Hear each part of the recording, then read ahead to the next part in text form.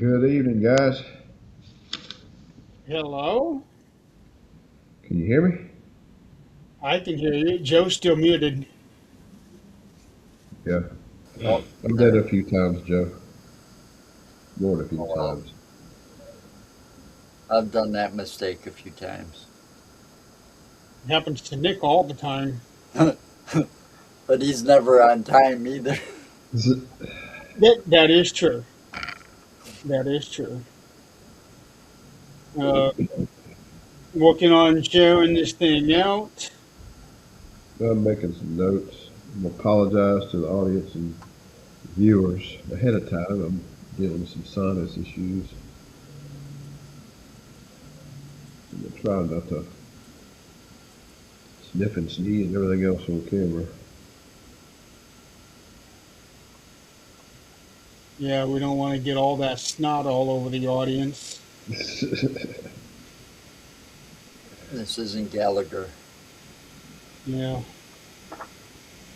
And of course, I am off camera because my forehead is, well, for lack of better terms, I've got a big head. You got a uh, I can't think of his name right now. We can make the joke. No, I've got a balloon underneath my forehead, and I am filled up with 25 cc's of saline, which is a lot.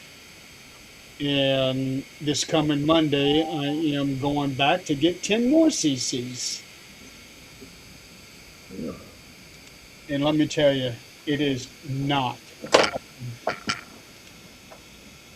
It is the worst thing in the world right now.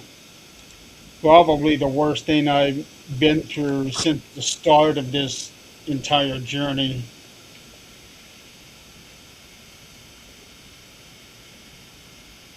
So I already know that this coming Monday is going to be really bad, but I am already on muscle relaxers. The the doctor tripled me up on that medicine. Um, so maybe Monday won't be quite as bad as it was last week, but last week was extraordinarily bad.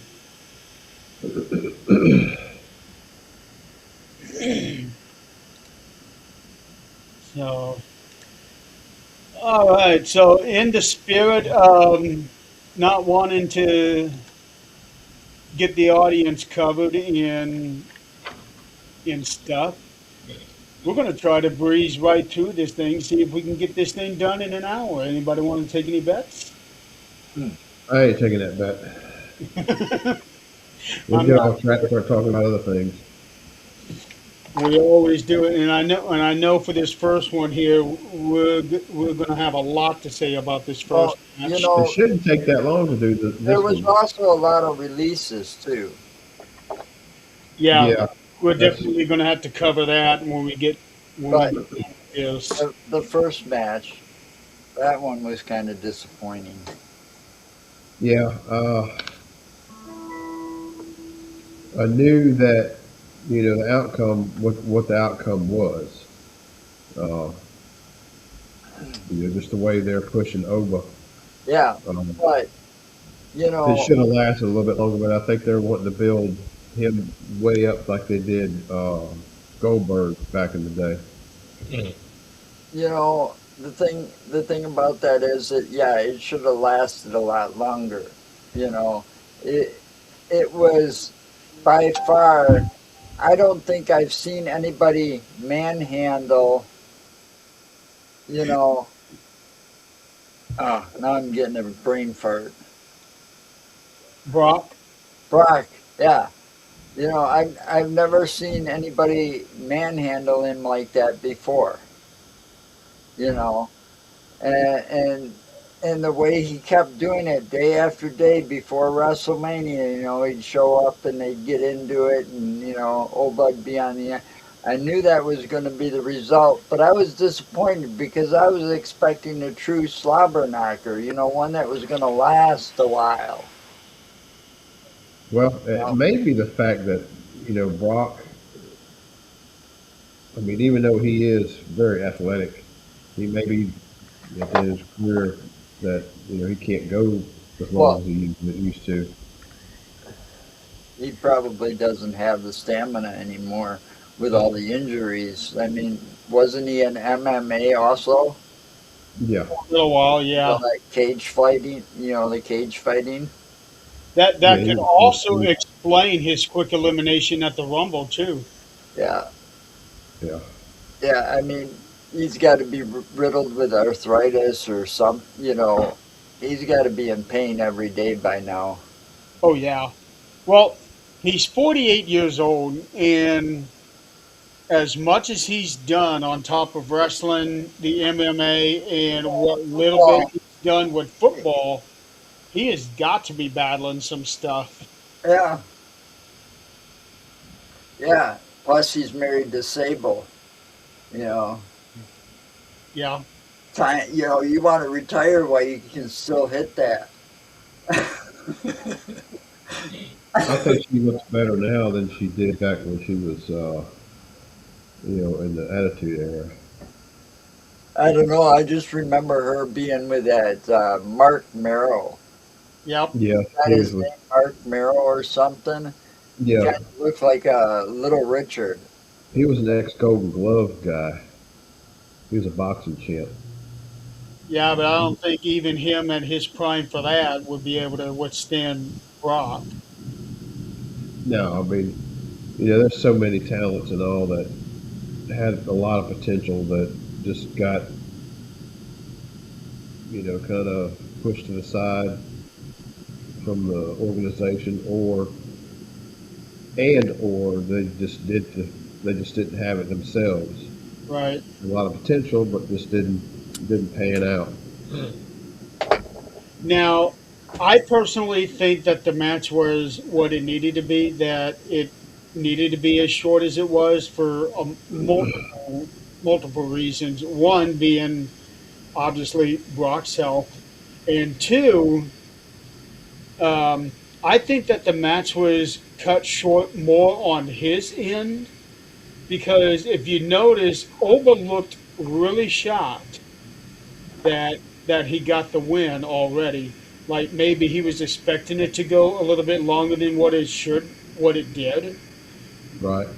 And the word out there is, and I want to get your guys' opinion on this too.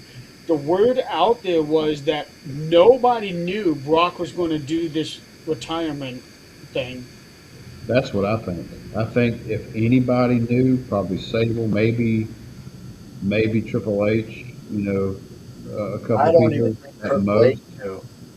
Uh, I don't think Paul knew the way he reacted.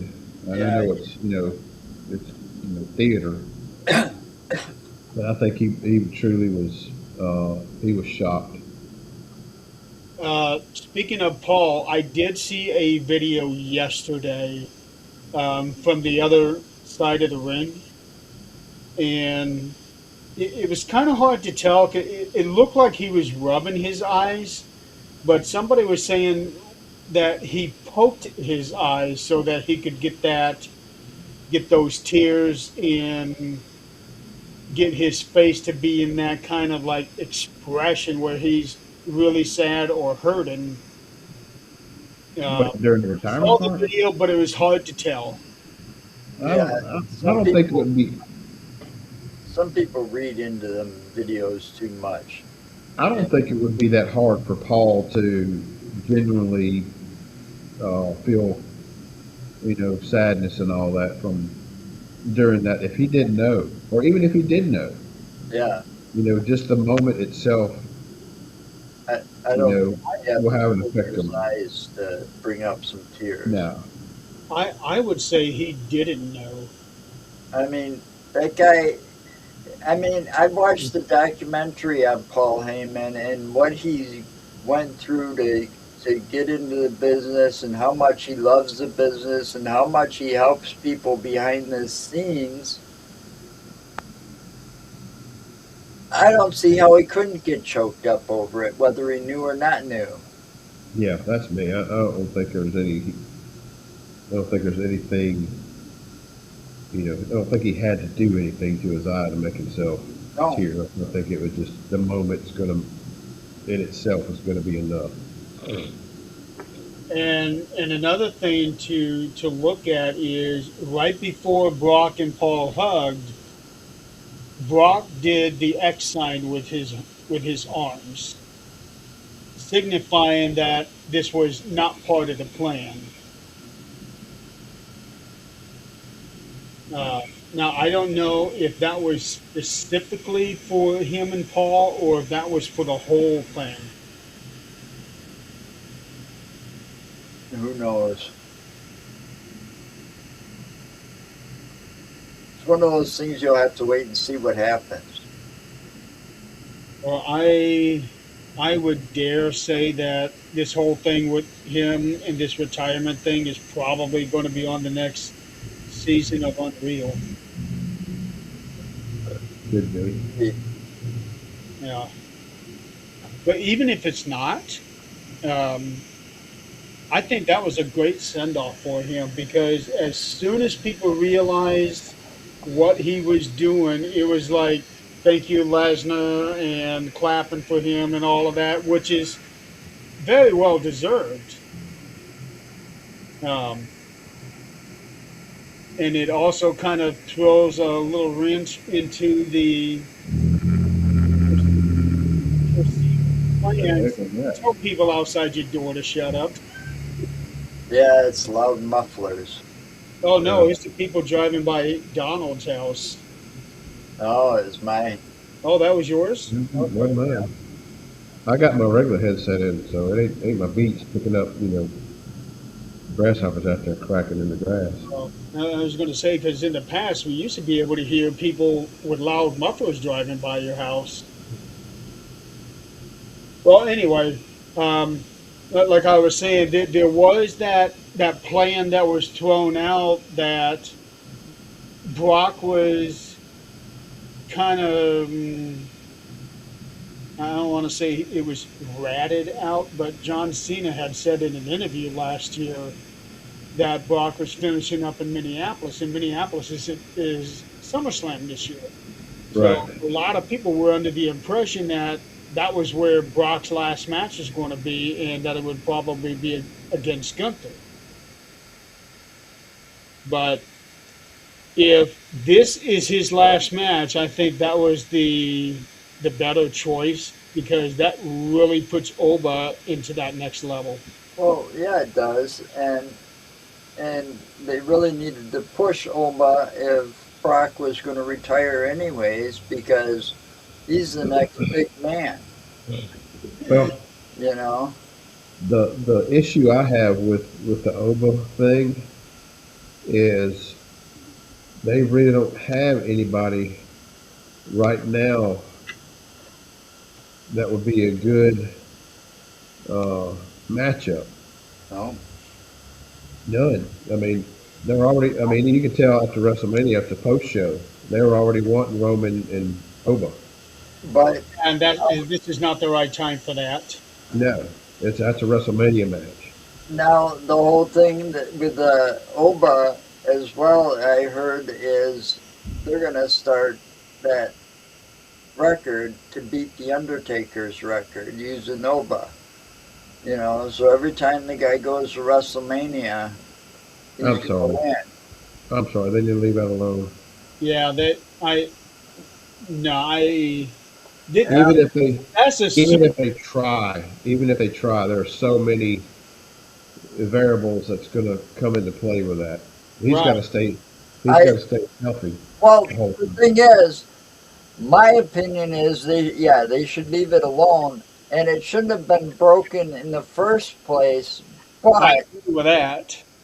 but now here's what I heard about it getting broken is that the Undertaker should have called off the match.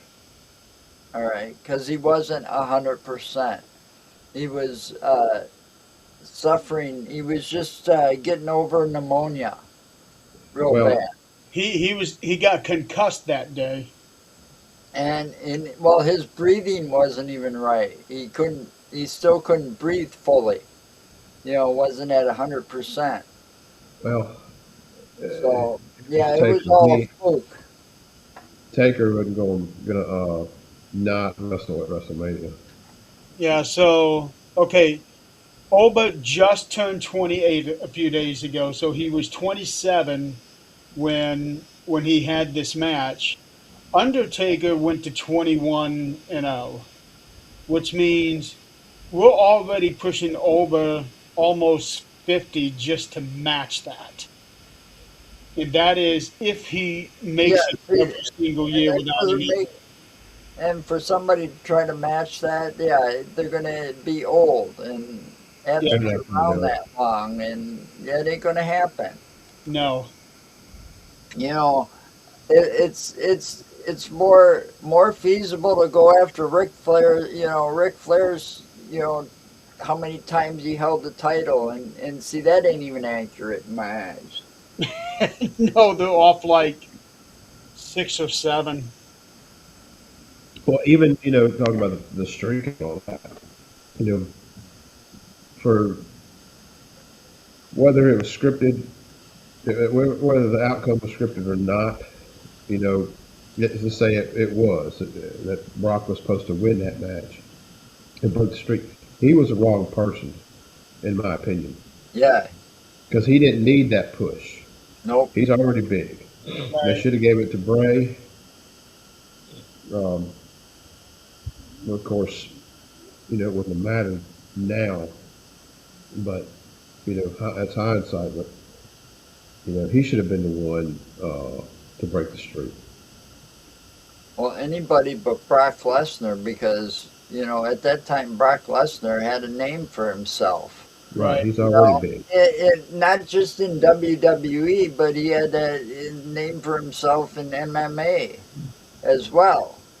Right. You know, I mean, you needed to give it to somebody that was like, should be up there further and stuff. And it wasn't even Roman. People said, "Oh, Roman should have done it." No, The, Roman was already up there. the time frame is totally different, but if you had Taker in his prime or Oba back in the day, he'd have been the prime one.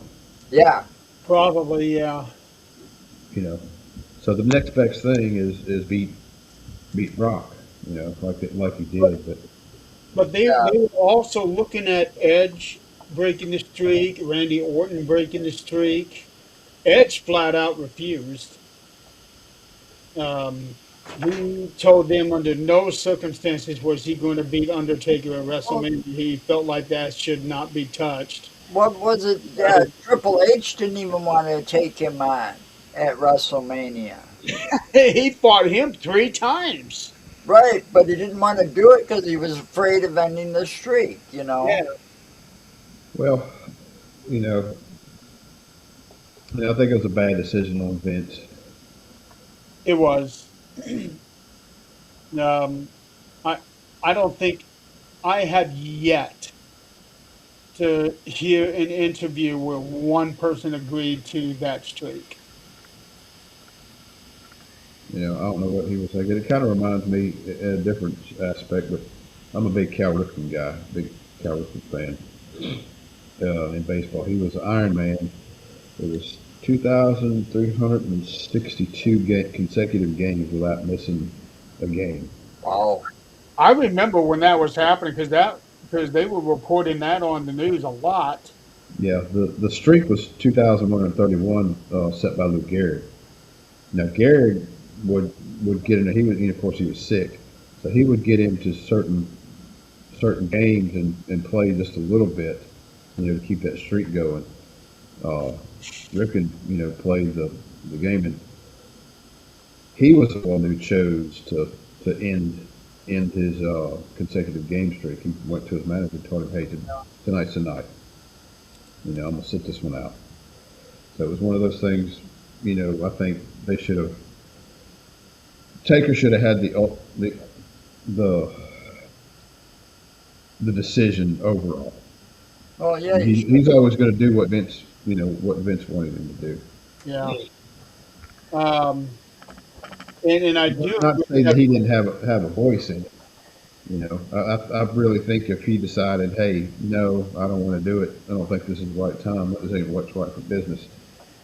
He would have spoke he up. told Vince that. He Uh, told Vince that, and Vince was like, "Well, if not Brock, then who?"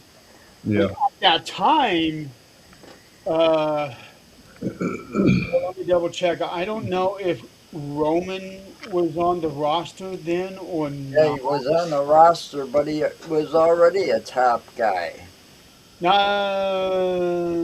Not yet. He was still with the Shield. Oh, that was Roman's first WrestleMania. That on WrestleMania 30. That was the first WrestleMania. So Roman, maybe they could have worked it down the road like they did a few years later, but by then Undertaker was in such bad shape. I do think that Bray Wyatt would have been the right choice, Yeah, but looking hindsight now, with Bray being gone, I'm I don't know if But uh, he still made his legacy, even bigger than it already is. it would, yeah, it would have really cemented his legacy. But if we're being honest, he had already cemented his legacy before he even fought Undertaker, because he already had the literally the whole world in his hands. Yeah. yeah. To this day, they still, they still do the little fireflies out there when Yeah. the Wyatt Six show up honoring Bray Wyatt.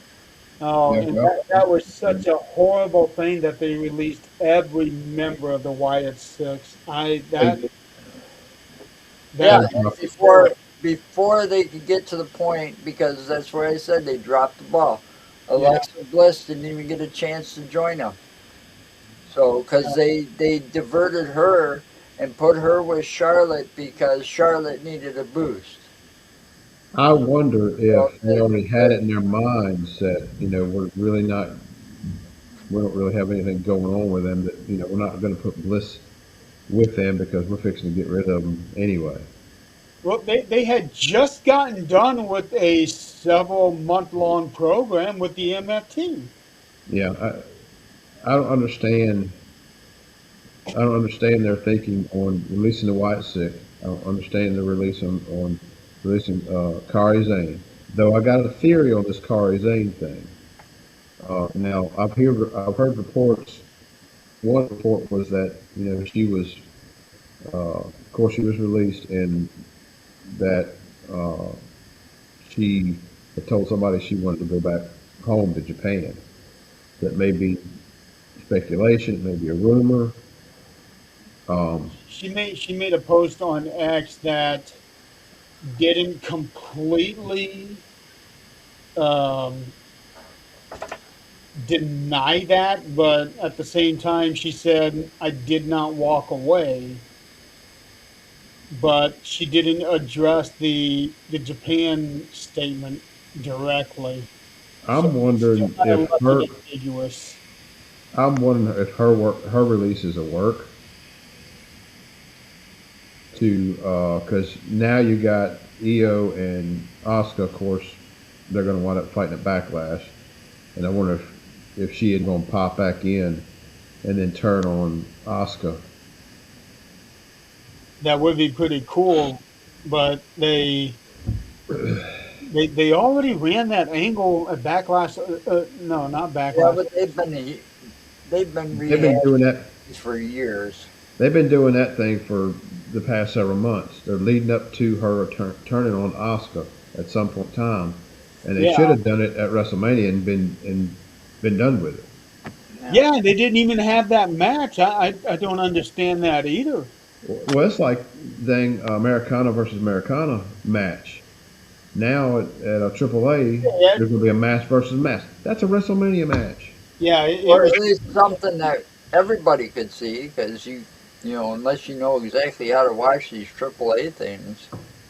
Yeah. Now I wonder if maybe they already had it in mind of releasing her before WrestleMania, and that's why that match didn't happen at WrestleMania. Very good possibility, but hell, let her just go ahead and do it. Even if you're going to release her, just let her go ahead and do it, and then she can turn on Oscar, and then Oscar can injure her, and then she's gone.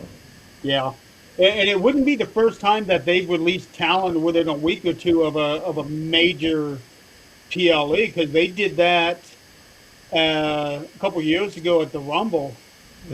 I think three of the women from the Women's Rumble were released less than 2 weeks after that event. Yeah, they're just I don't know,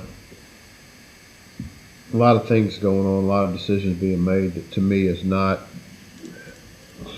They're the experts and all, but it just doesn't make sense to the fan base. Well, they're supposed to be the experts, but I don't know.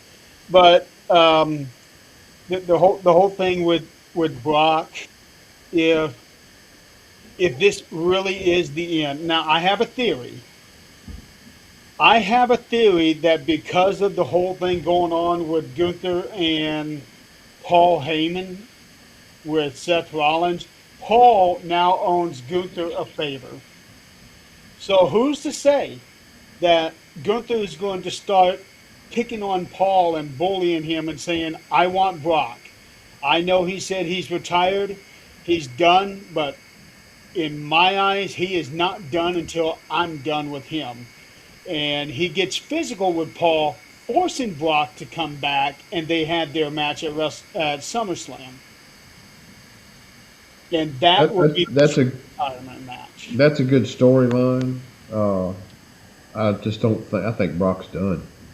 I I think think he he's is too, but I think he's done. I And if he think, does come back and do the SummerSlam thing, it's going to take away from the whole well, leaving your boots and everything in the ring at WrestleMania. yeah, well, see, no, but look at Undertaker. He left his entire outfit in the ring at WrestleMania, Sure. and he was back in the ring a year later. But at that time, he considered himself completely retired. Yeah, because of just the way who that knows? last match went. You know, we don't know what Brock's thinking was when he retired, why he retired. You know, there could be all kinds of reasons.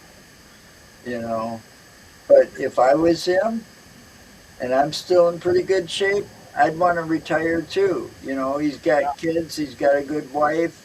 Hey, it's time to enjoy life for a change while I still can before I'm crippled because of all the damage that I did to my body all those years. And I Well, think that's he exactly why Cena and Styles retired. Right, exactly. and I think that Brock is going to be a lot different than those guys. He'll come back for for Hall of Fames and things like that. I'm sure he'll probably show up at SummerSlam. Uh,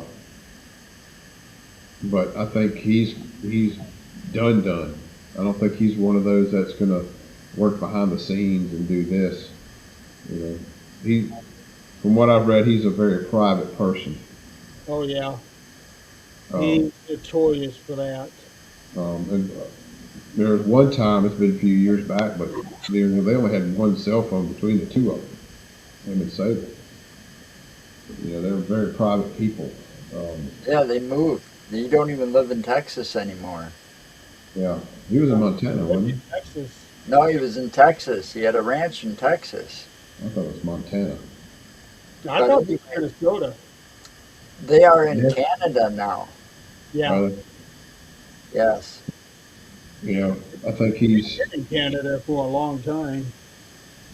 I think he's content and doing his whole Saskatchewan. ranch in Sask, Sask, whatever that is. Saskatchewan.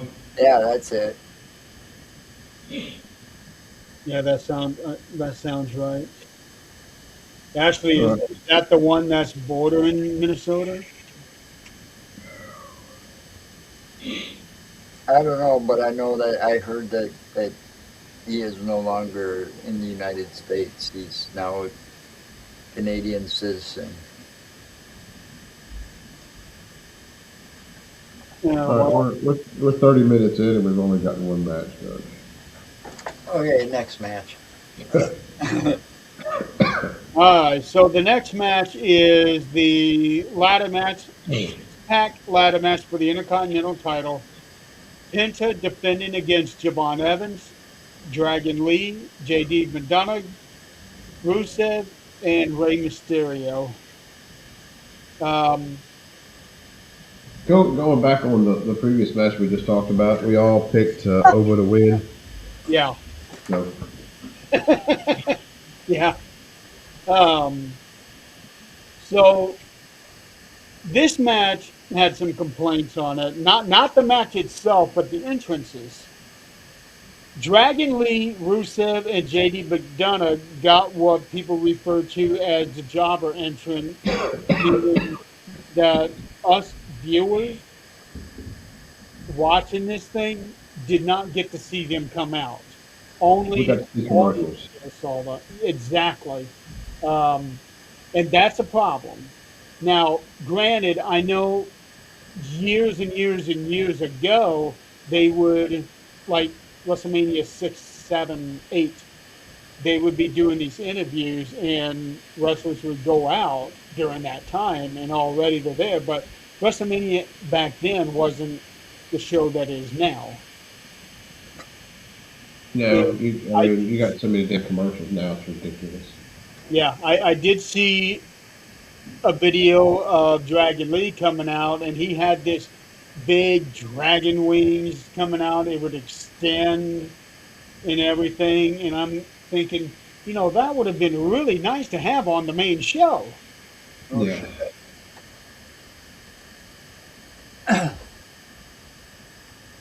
So I don't know, but the match itself was really good. Um, a lot of dangerous spots in it.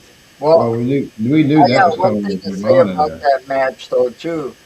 I don't think Rusev should have been part of it at all. I He agree. was He the doesn't fit. counterbalance.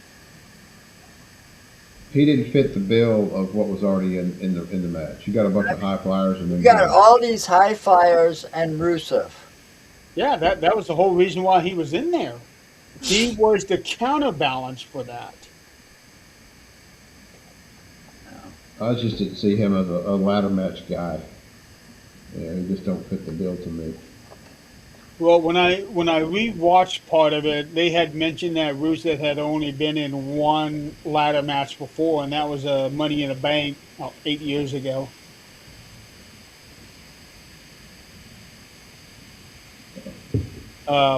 There was that one spot there in the middle where I thought he really got hurt. Um, when Ray crashed into him and broke through the ladder, I thought the back of his head got rammed into one of the rungs. I saw that It too. I was looked like, that oh, way. that look gnarly. Speaking of that, Soul got injured Yeah, I on thought at that. that point he was out the rest of the match, but he came back in and did that spot with Javon there at the end. And then there was the Mexican destroyer that Penta gave JD. And it was funny. Michael Cole said McDonough's dead on the show. And he really looked like he was too. His body just went completely limp. Well, he did the right thing at the end, though, to keep his belt. I mean, I don't know how many times I've seen people climb that ladder and they're sitting there reaching for the belt and they're, they get, somebody shakes it or throws it off balance or, and they fall. He sat down before he reached for the belt. He straddled the top of the ladder. More people should do that, and they might win more often. Yeah. You How know, do you like that spot with Javon hanging off the? I really thought that he was going to pull that off and and take it drop off with it. Yep, and drop it. That's what I I thought. thought so too. I thought he was going to break one of his ankles when Rusev pulled him down. That was a hard land. I like Javon Evans, but I feel that he's going to wind up getting injured somewhere within the next year or so. He's going to get himself hurt some with all the crazy stuff he does. Bouncy, yeah, he's fun to watch. He, I like he I like is, watching him. um, and he's had some close calls during the last few months. Yeah, springing up and jumping way too high for a move and almost landing on your head. Yeah. He's done that a couple times. Well, they actually stopped one match on Monday Night Raw. They thought he was having a concussion, and I kept rewatching that whole match, trying to figure out where he could have possibly had gotten hurt, and there was nothing. It just automatically they called it. Hey, Javon can't continue anymore, and I watched the whole thing. Where did he get hurt? And then it turned out he wasn't hurt. But yeah, I really do worry about Javon, and he also went into the history books. He became the fifth youngest wrestler to make his debut at WrestleMania. Oh, The Uh, fifth youngest. IShow Speed was the fourth youngest wrestler. Oh, who's the first? I show Oh, it's speed got to be but a Dom. joke. It's got to be Dominic. No, the youngest wrestler was actually a guy named Aguila. That was like WrestleMania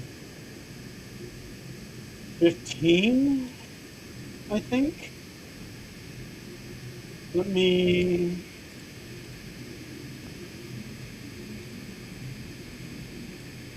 find it here because I think it was 99. Well, on this while he's looking that up on this match, first pick, I believe Joe had said Penta. My second pick was Ray. My first pick was Evans, and I think Jeremy's first pick was My first pick was Penta. yours was Because I went Penta and Evans. and Evans, yeah. I went Ray and Evans, and I guess Joe's the only one that picked Penta for sure. Or you picked Penta. God, I can't think. I got too many notes on there. Okay. It was the opening match of WrestleMania 14. It was Taka Michinoku versus Aguila.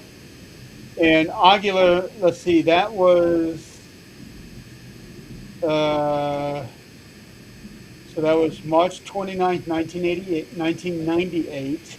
Mr. Aguila was born December 10th, 1977. So So what, did you have a spot in there? he was 19 years old when he debuted at WrestleMania. Was he actually wrestling, or was he just, Yeah, there? he had a match against Taka Michinoku in the Oh, opening match. So that makes him the youngest. Oh no! I forgot about Nicholas.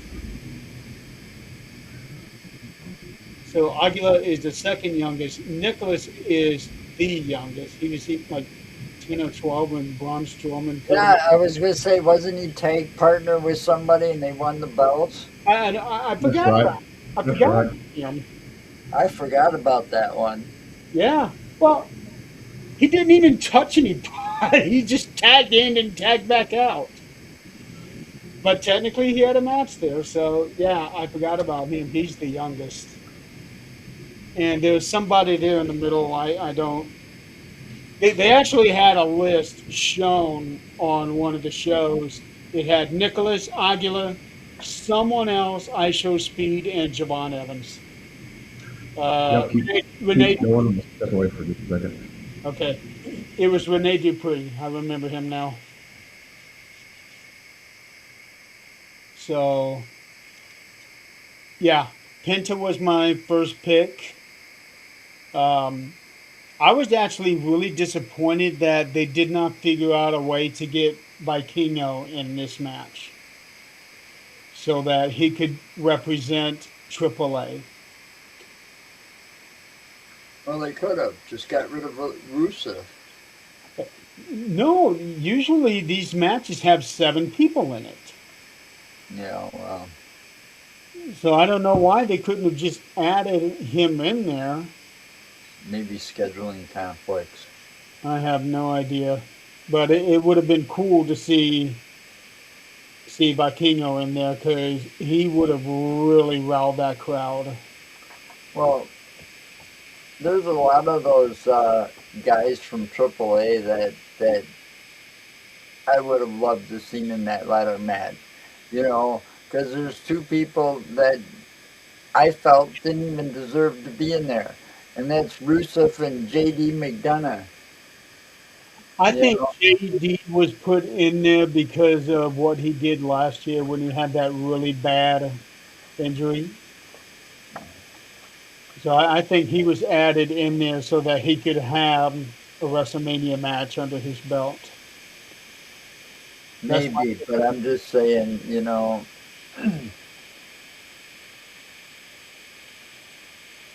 it would have been cool just to see a bunch of high flyers or lucha libre people in that match for the belt, and we would have seen a lot more amazing things happen. Well, technically, we did have 3 former AAA wrestlers in there. I get that, but Yeah. yeah, the two oddballs that just didn't fit. You just can't get over Rusev. I can't, and I don't like D McDonough either. Well, I thought I muted that. But everybody else in that match, I like. I really like them. I've always been a Rey Mysterio fan. Yeah. You know, Oh man, and what is he now? Like 51? Yeah, I he's 51 years old. I think he was just in that match to make the others look good. You know, He definitely did. because that younger generation is, you know, really showing to be something. I mean, you got Oba Femi, you've got Bouncy, you've got all these guys, and you know, some of them are coming out with better characters than their predecessors. Yeah. I think Ray was probably thrown in this one because he literally lost his WrestleMania at the last minute last year. Yeah, they don't want to leave out the legends Yeah. that are still wrestling, guaranteed Hall of Famers, and you know. Oh yeah, we saw Um, a bunch of future Hall of Famers. well, I think WrestleMania kind of sucks now compared to what it used to be. I Yeah, agree. they used to have a guest star referee, a guest host, not a former wrestler as a host. You know, I mean, it's changed. Talk about Ray being put in this match. I think it was to boost ticket sales. Probably. Uh, I'm still waiting to see the one match that they are going to have to show eventually. They're going to have to come up with it because the two brothers want to do it. All oh, right. Penta and Phoenix. Huh? Penta versus Phoenix. Yeah. Uh, I'm waiting They for. should probably do that while Penta is champion and giving his brother a title shot. They should probably That's do what that. they want. Yeah. I heard that both of them agreed to come to WWE under the condition that at one point or at some point they get to wrestle each other for a belt. Well, this would be the right time to do it. All right, let's move on. Um, now, I want to lead in with this one. We had Obafemi in the first match. Javon Evans was in the second match. And then rounding out the trio because last year these three just fought and fought and fought, and they were all amazing with each other. Trick Williams taking on challenging Sami Zayn for the Intercontinental title. Um, and I'm pretty sure everybody knew that Trick was going to win this one. And what kind of gets me is Little Yachty was with Trick Williams. That I believe was probably only because of ticket sales. Yeah,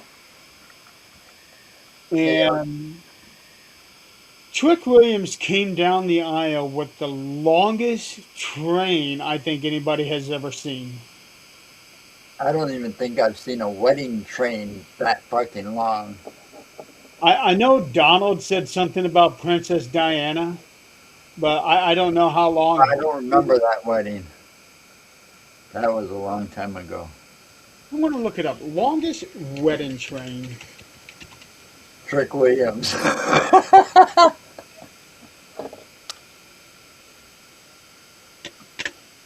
Okay, let's see here. He kind of reminds me of Booker T in his younger days when they were Harlem Heat. A lot of people have been saying that. Okay, Princess Diana, her train was 25 feet. Guinness World Records. Longest wedding train dress ever could almost cover Mount Everest. Holy shit! The gown was, oh, I don't even know how this is even possible. It's saying that her train was 26,559 feet. How could that be? I don't know. Wow. Anyway, I thought that was a little bit ridiculous on Trick's part. I don't know if even he was expecting it to be what it was because he kept looking back at it.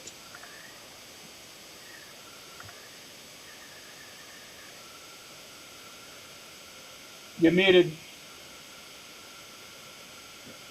Donald, you're muted. Sorry, my sinus is just kicking my tail. Well, we're halfway through. We're in the Trick Williams Sami Zayn match. Yeah, that wasn't that good of a match. We were talking about Trick's train and wondering how long it was. You had mentioned Princess Diana. Oh yeah, Her wedding train was 25 feet. his was longer than that. Oh yeah, Trick's was like 3 times as long. Now I just did a search to find out the world's longest wedding train, and I found it on the Guinness World Records, 26,000 feet. What the hell? Why? I don't even know how that. Good question. That's a Why? lot. That's a lot of damn fabric. I don't know how that is even remotely possible, but it's there. Uh, Says here, construction company Dynamic Projects, with the help of 15 volunteers, spent 2 months stitching individual pieces of the train before sewing them all together to form a whole. That's ridiculous. uh, and this was Just did that. okay. They This did was that because published they in could. 2017. So this was, yeah. I don't know why. I'm not even sure how that would even have been possible. That's a lot. That's like over 5 miles. That's overkill. Yeah. I'm pretty sure a record like that will never be broken. But it's the previous record was set in 2006, where the wedding train was 15,000 feet. So I don't know if anybody is going to be ballsy enough to try to break that one. But anyway, and Donald, let me know if you agree.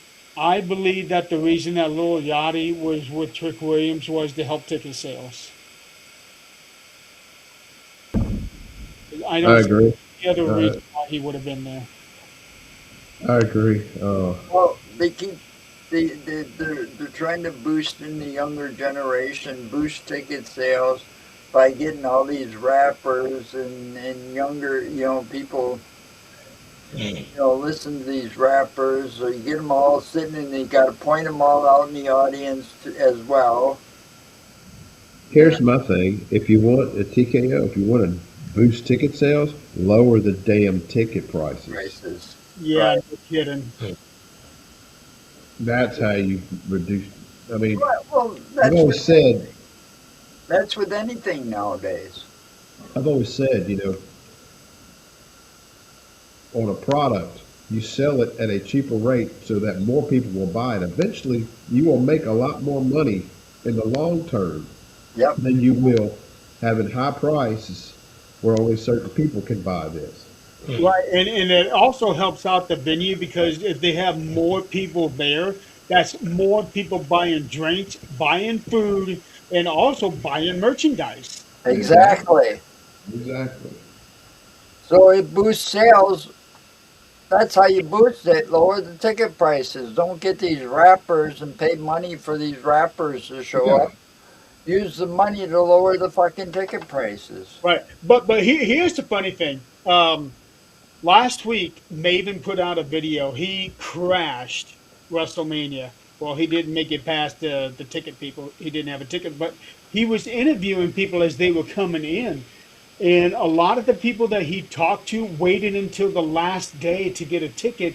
And one guy said he bought floor seats for $300. Yeah. I saw some of that. And I'm By thinking, the rampway, by the entranceway. I never did catch where he was at. I just heard floor seats, 300.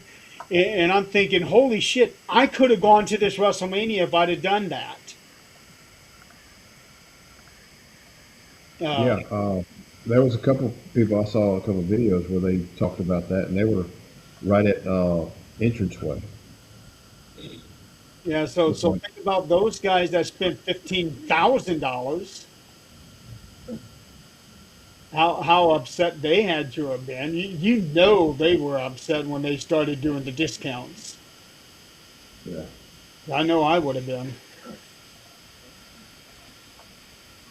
Um, I saw a video where some fans were going to ringside and stealing some of the chairs. You got arrested for it because they had a certain colored armband on, yep. where those people could take the chairs home. They were just helping themselves to some of the chairs. Yeah, they had like 3 or 4 different checkpoints they had to go through before they could finally get out of there. Yeah. Um, oh, I want to bring this up. Going back to Oba. Now, everybody in the audience was doing the Oba strut. Yeah. Now, here's what we didn't know. There's another YouTuber. His name is Choi Dan. Um, really annoying. He's a gamer, but he goes to some of these big events, and he was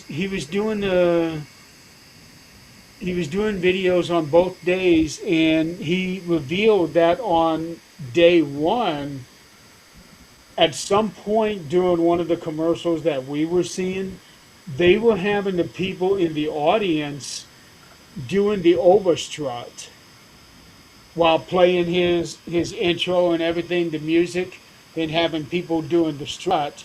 And I think that they took clips from that and added it to um, his entrance on today.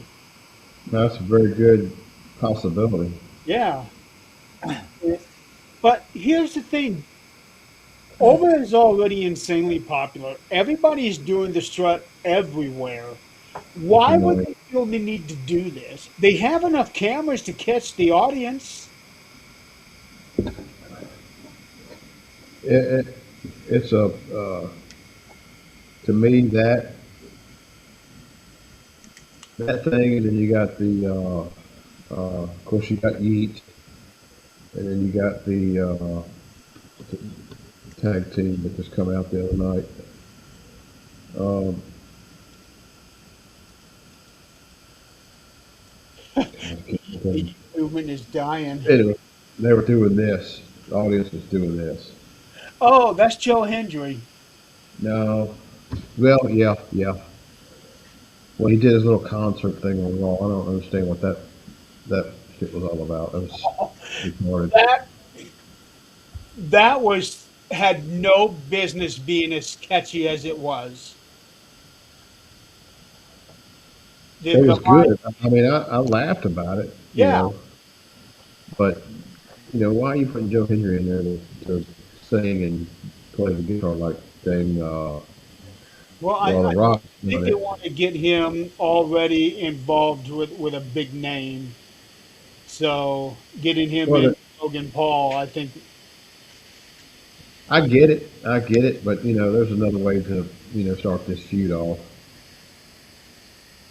Yeah, well, I think this was also their way of acknowledging, the fans' unhappiness about the releases, like a subtle way, Yeah, because Yeah. they would not have allowed that to happen if they didn't want it to. They also said that the releases were due to business cutbacks. What did they? Well, if they wanted to do Budget cuts. business, That's it. That's the word I was looking for. Budget cuts. And yeah, if I'm they like, wanted well, to do budget you really? know cuts, what? With TKO's money and the WWE's money, you're talking budget cuts? You know Really? what? Oya You know, Emanuel made 62 or 67 million dollars. well, you want to work on having to cut your budget because you're not bringing in as much. There again, lower your damn ticket sales. Prices. And lower the merchandise price. Some of those Oh yeah, championship belts were costing like $2,000. yeah. I saw Well, that. you had Tomahawk Even with steaks the for discounts. $500 the first night, and then they're discounted the second night for like $150. I ain't paying $150 for no damn steak. Yeah, I don't give a shit how good it is. I eat a damn $20 hamburger. yeah, no kidding. Okay, let's get back into Trick and Sammy. I feel like we're really giving these guys the bad rep here by talking about so many other things. You know, Uh, I want to see Sammy turn and heel, and I think we're going to get that. Uh, oh, he's already healed it. I think he's already turned, Mm, especially after SmackDown last week. He's full blown heel. I didn't get to see SmackDown. Well, I he he, can't watch fin- SmackDown. he actually did what I was wanting him to do the previous week. He was The inside Gingerbread that Man. gingerbread outfit. Remember, because I kept saying that's Sammy, that's Sammy, that's Sammy, and it turned out to be someone else. Well, last week it was actually him in that outfit, and he started beating up on Trick and Lil Yachty. So yeah, he's full blown heel turn now. Oh, that's good. It's about time. Yeah, The gingerbread man. yeah, Yeah. yeah. He should have been gingerbread man the day before WrestleMania, but Yeah, that would have been funny.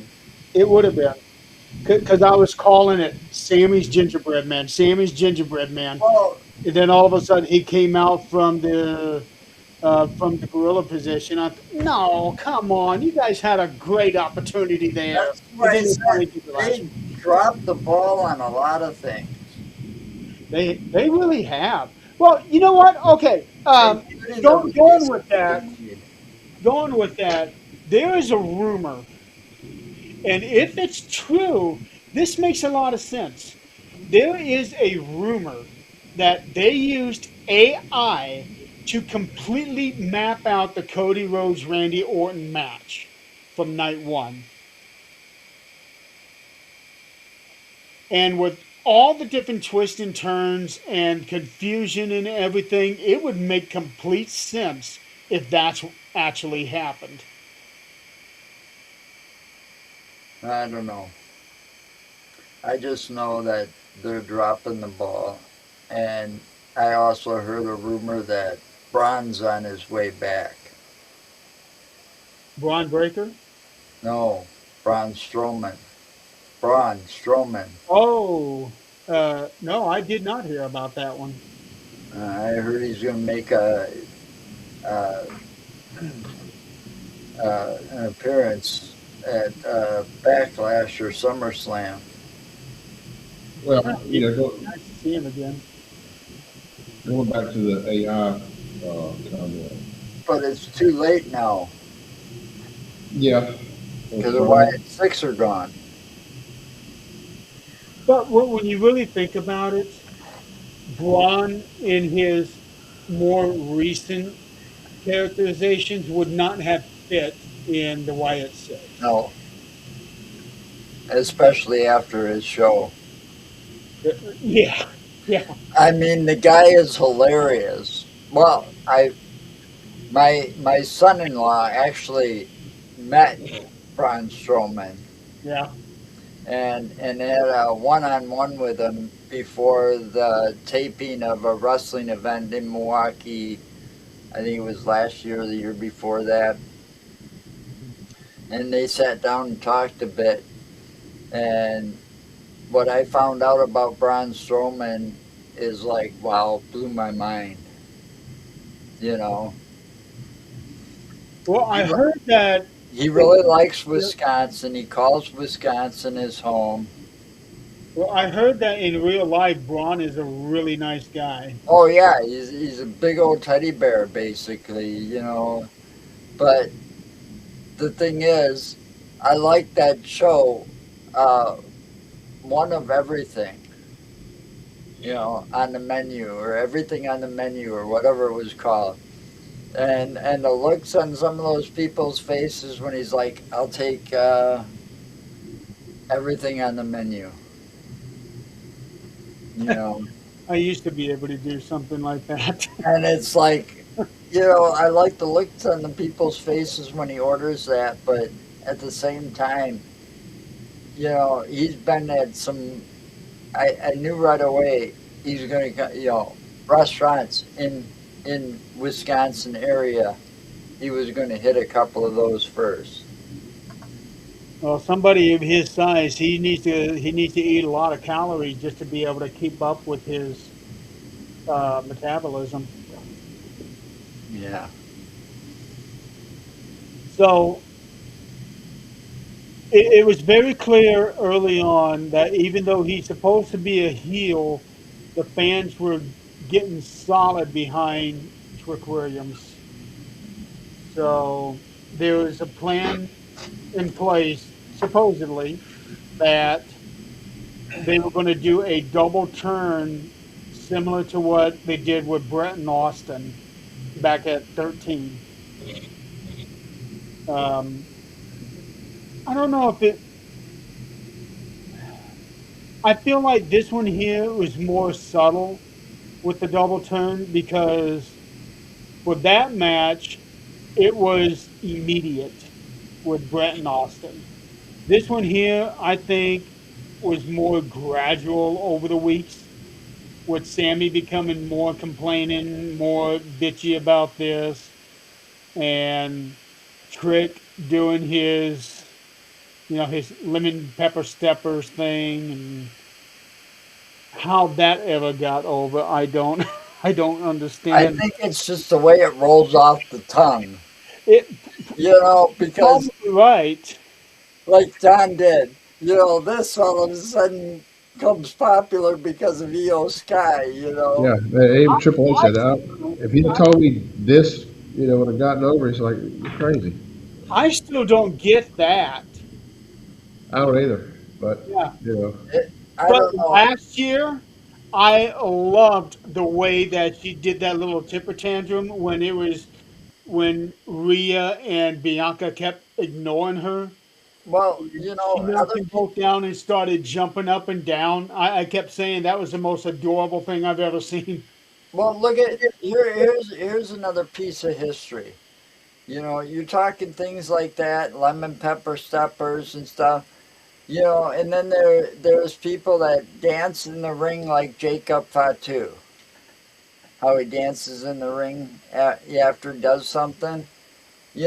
That goes back to Ivan Putski and all these other kind of not so big but muscular dudes doing their little dance, Junkyard Dog, and the way he used to dance in the ring. Oh, My he was mom, insanely over. my mom was a huge JYD fan because of the way he danced in the ring. I loved JYD back in the day. All right, now last year there was a song called "Lemon Pepper Steppers" released by a group called Freddie Gibbs and the Alchemists. I haven't listened to it, but I can already tell it is one of those majorly vulgar rap songs. I also heard that there is a Bruno Mars song that he put out on an album either this year or last year that has that phrase "lemon pepper steppers" in it. But either way, I think that's what Trick got got that phrase, and he just used it one day and saw that it got a reaction. Yeah. I mean, a lot of times it's you say something, it just takes a word of its own, like, Austin 316 said, I just whipped your ass. Oh man, That's just gold. it was. Um, and and Trick Williams, you got to give it to him. He's a hell of a dresser.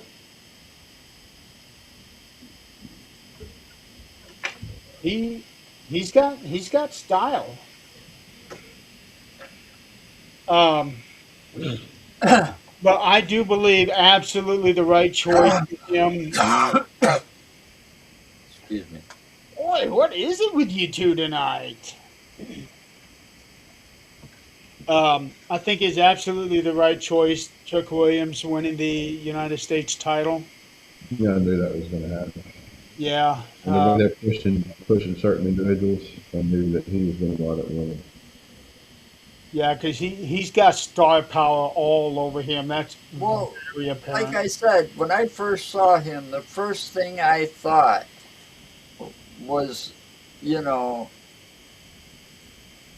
now in Booker T. Back when Booker T was part of the Harlem Oh, Heat. he, Heat with his brother. That's what he reminds me of.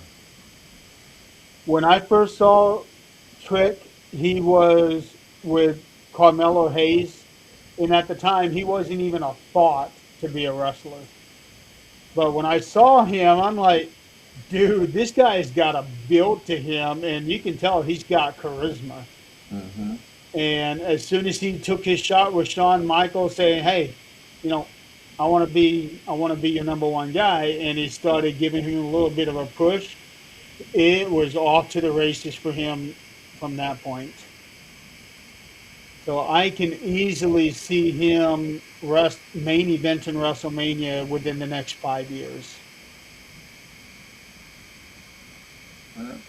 Definitely the next Booker T, that's for sure. Yeah. Not necessarily win the Royal Rumble right away, because I think that's going to be over next year.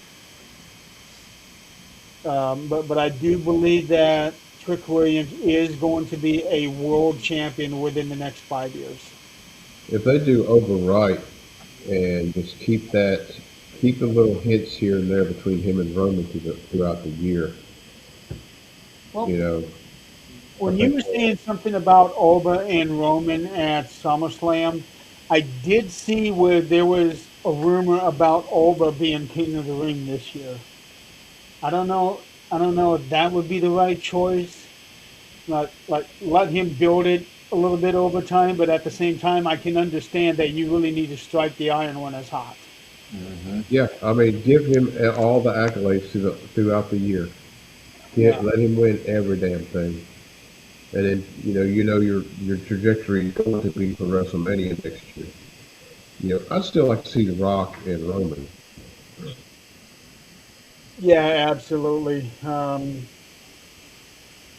Maybe if they get to the in the uh, trajectory for Oba winning WrestleMania next year, beating Roman, and then Roman versus Rock. I don't know.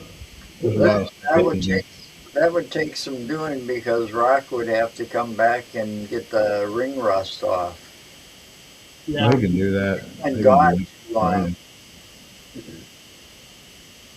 Well, he looked pretty good a couple years ago when he had that one and only match there in the tag match. You know, I'm Uh, just saying. the thing that I wonder is because of it being in Saudi, is are they going to try to bring Brock Lesnar back for that one? Say, hey, if we pay you $20 million, come here and have one more match. It'd be pretty kind of hard to turn that down. Yeah, but Uh, at the same time, it's like you know quality of your match, regardless. Don't come back in and just do a bunch of belly to back slams. well, I Suplex City. I think in Brock's case, nobody has ever accused his matches of being fluid because it's 75% German suplexes nowadays. Yeah, but I don't want to watch. It's not entertaining if that's all you're going to do. It's like watching Big Papa Pump and Triple H fight that one time. I It was know. boring as hell. The fans were booing that match while it was going on. Yeah, but this is Saudi. So this is a completely different audience.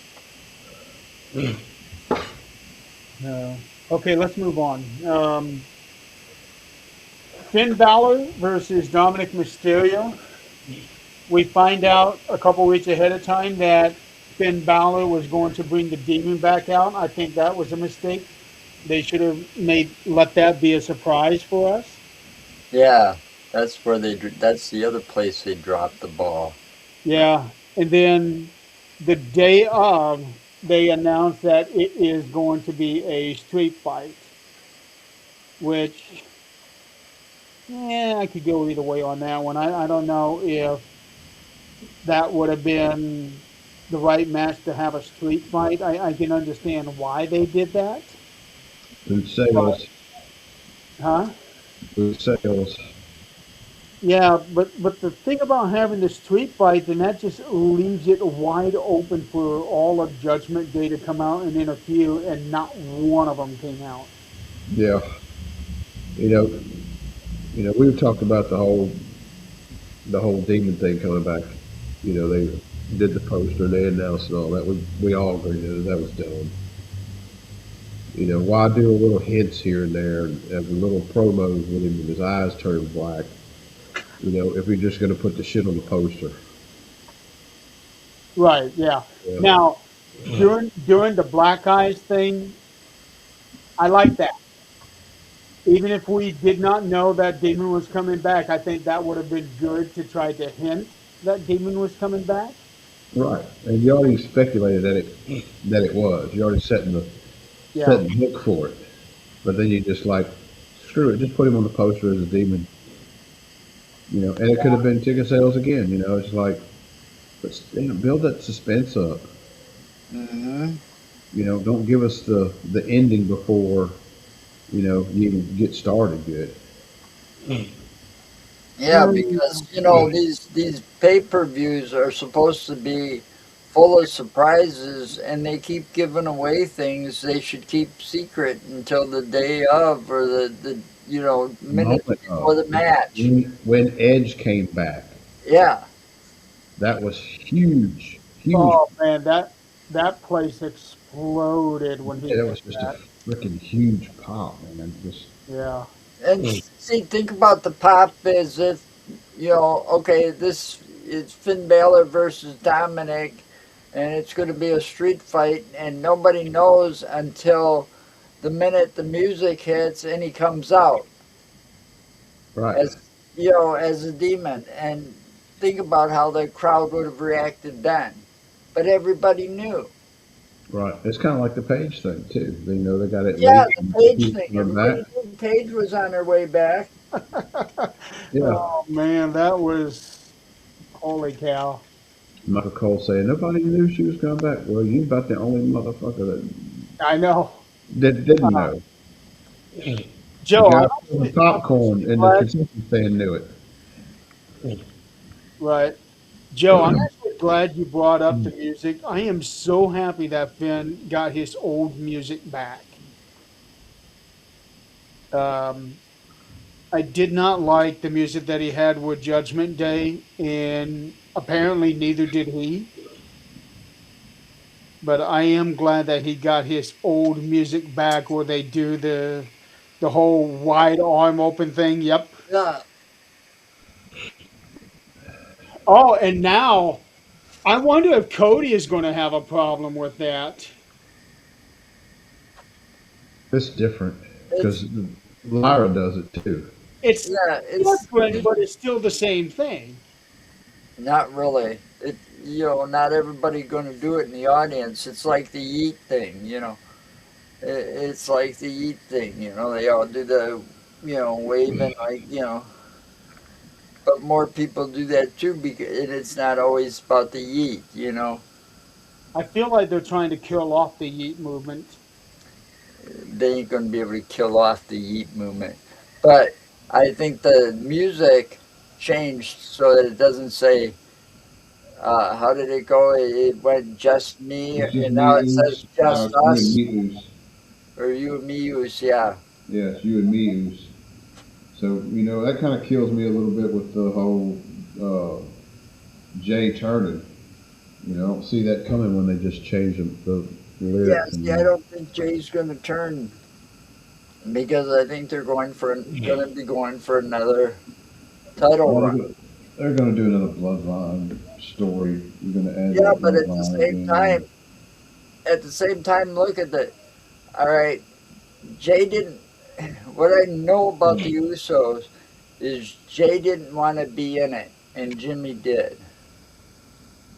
Okay, so one came along for the ride, and they both ended up being one of the greatest tag teams to ever be in WWE. They're Yeah, better. They're better together. Well, I many I people have actually said said that. that when Jay was going solo and that you're nothing but a tag team, but still he had to prove to himself, I can get the single titles. Now that he got them, it's back to tag team business with his brother. Right. And that's what the music signifies, and that's, because you're united now as a tag team. I actually went back to the WWE roster on January 1st of 2010. Jimmy Uso was signed to the WWE and Jay was not. Now, granted, they debuted together, but Jimmy got signed first. Oh, okay, so it's the other way around. I mean, I knew one wanted it more than the other one. Well, you may still be right that Jimmy wanted Jay to be a part of a team, but Jimmy ended up getting signed first, So, at least according to what I saw. I have no idea how soon after Jay hopped on. I just simply looked at that particular date because I wanted to see who those that were signed at that moment on that day were still here, and we have yeah, like 12 of them left total. yeah. And Jimmy and Jay are going to be around for a long time because that Samoan legacy is not over with yet. Oh no, they still got a long way to go. And Because I know of at least two that are in NXT. I don't know their names, but I remember once where one came from NXT. He was brand new. Maybe he came from the place in Florida to save Roman's ass. And they Uh, announced him as one of the, part of that Samoan thing is like Roman's nephew or cousin or something, one of those. I know who you're talking about. But Lance, was it nobody's seen Lance? him since. Was it Lance? It might have been. Okay, yeah, that was actually brought up somewhere recently. It was just only for a short amount of time for him. the way they're doing with the Samoans and all that, bringing this one in, bringing this one in, bringing this one in, the Samoan family will always be part of WWE long after we're gone. Oh yeah. Because that family is just going to keep on, Well, they've been in breeding them in. You know, they've been in the business for a long, long fucking time. yeah. Ever since the head shrinkers got signed back in August, I think it was either July or August of '92. There has been somebody from that family signed to that company ever since. They were Pardon in me. wrestling before that company was formed. Oh, I know, but I'm going by I when was watching they hopped onto AWA. the company from Uh, July or August of '92. There has been at least one person from that family always signed to the company. I'll Um, check something right but quick. anyway, let's get back into Finn and Dominic.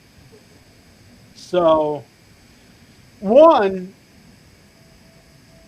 I am happy that they are still trusting Dominic with a match of this caliber at WrestleMania.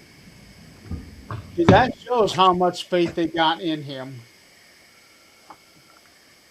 Um, and the fact that this is now a singles match, I think this is actually his first singles match that did not involve his father.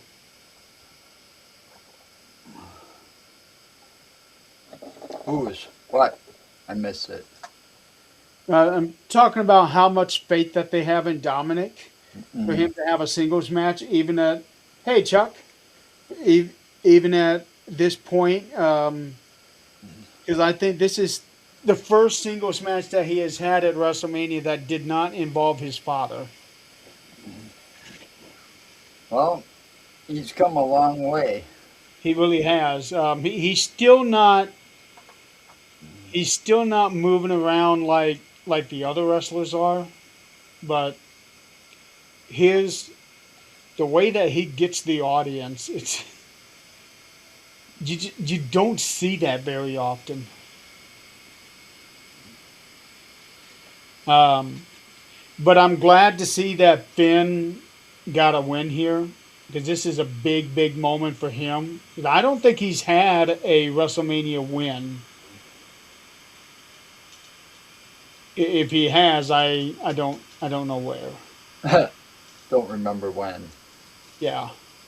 Um, and to have the demon come back after 3 years, I think that was really good. Um, I think it did a lot for him because now he's in his 40s, and with the way that they have been using him the last few years, I'm pretty sure that he was getting discouraged about having his own solo run and things like that. And now he got this match. He got a WrestleMania singles win, and he got it as the Demon. I wish they would. Wish they would continue on with this the demon thing, not just see it every once in a while. Well, that's what makes it special is because we're not seeing it all the time. Yeah, you should just like, you know, do it like during like the special like pay-per-view events, you know. Yeah. But I like You the got a I match. like the I like the darker characters. Boogeyman, Taker, Oh, I White Stick, remember the Boogeyman. Demons. Oh man, that guy was Uh, hilarious. Well, we got the Demon back. Well, We got Danhausen. I was just gonna say what he did on night two. That was hilarious. Yeah, we are going to get into that after this next match. Okay. So we got Jade Cargill defending the women's championship against Rhea Ripley. We already knew Rhea was going to win. There was Yeah. no question about that. But I will say, Jade stepped up for this match. I thought she did really good in this match. And I think she's been, this whole time she hadn't been defending her title. I think she's been working behind the scenes and working on her craft.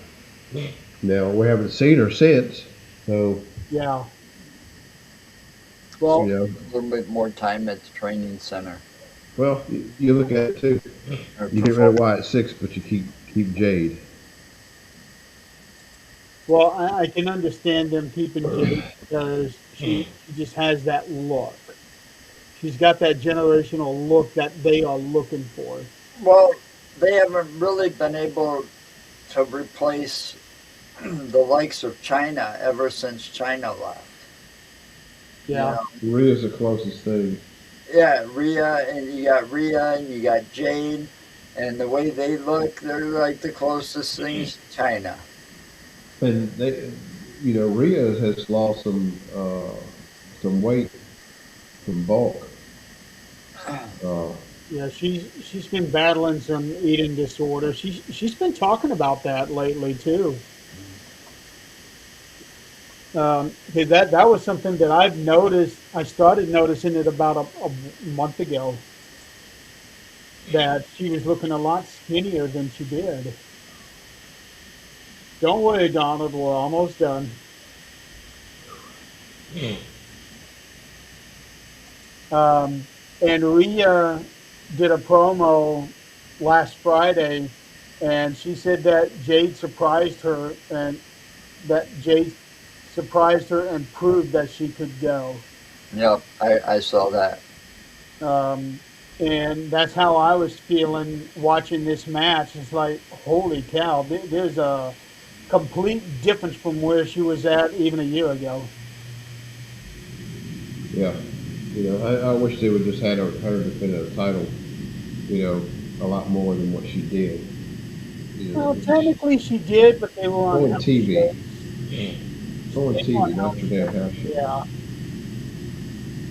Um, they probably did that by design. Oh, So we I wouldn't want to throw gradually this. see how good she's getting, and all of a sudden she sucks, and now she's really good. I want to throw this out right before this match. They announced a VIP priority pass. Adam Weitzman was sitting at the commentary table with Michael and Wade. He was wearing a headset, but he did not have a microphone.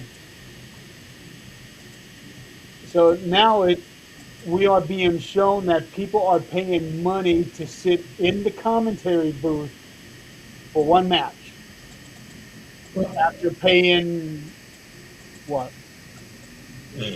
Anybody want to guess? $15,000, $20,000? I'm sure.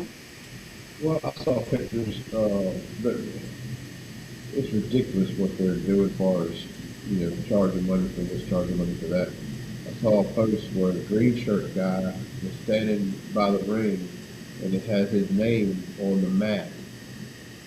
If you go back and watch WrestleMania, there's this Yeah, image of it. There's names all the way around the mat. the green shirt guy was one of them. Yeah, they're selling spots on the mat for your name. It's like, Yeah, I I still don't think there how should much ever be. milking can we do? Huh?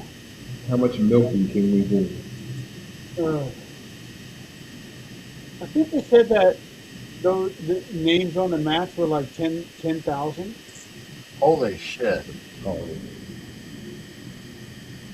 that's And, that's people with too much freaking money. yeah, Yeah. and I'm thinking to myself,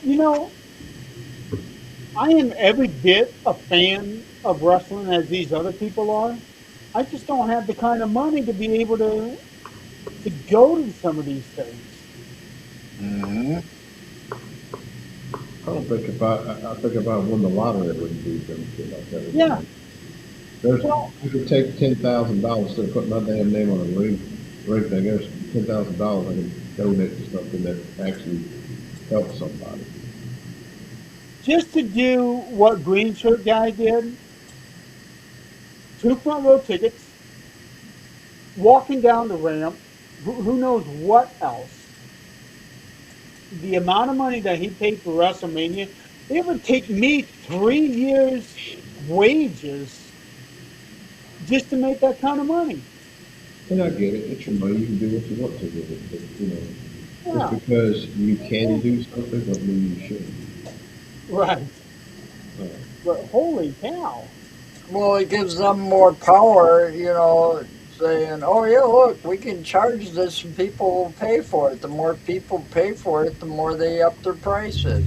I know. It's the same with concerts. I mean, I'd love to go see some of these people in concerts, but I'll be damned if I'm going to pay a couple $100 just for general admission, you know?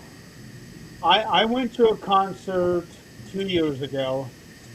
It was $100, and it was just a small one, like a theater setting, and I had second row.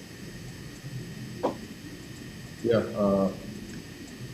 We went and seen Air Supply last year with some buddies of mine.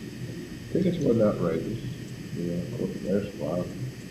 But, uh, I mean, I did a meet and greet with Striper back years ago, and I think meet and greet tickets were like, well, it was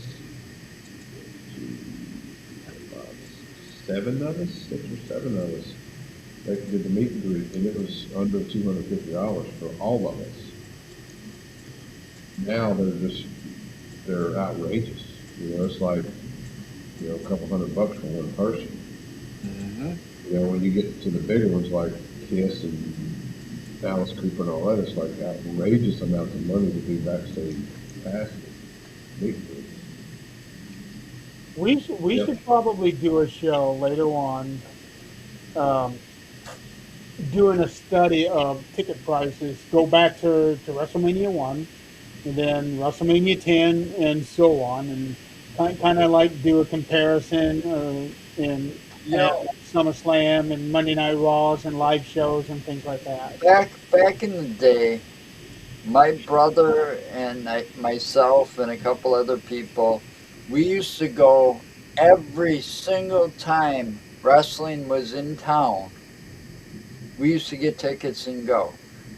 That's how cheap they were. You know, where you could, they were like $20, $25 for good seats. You know, second row or whatever from the ring.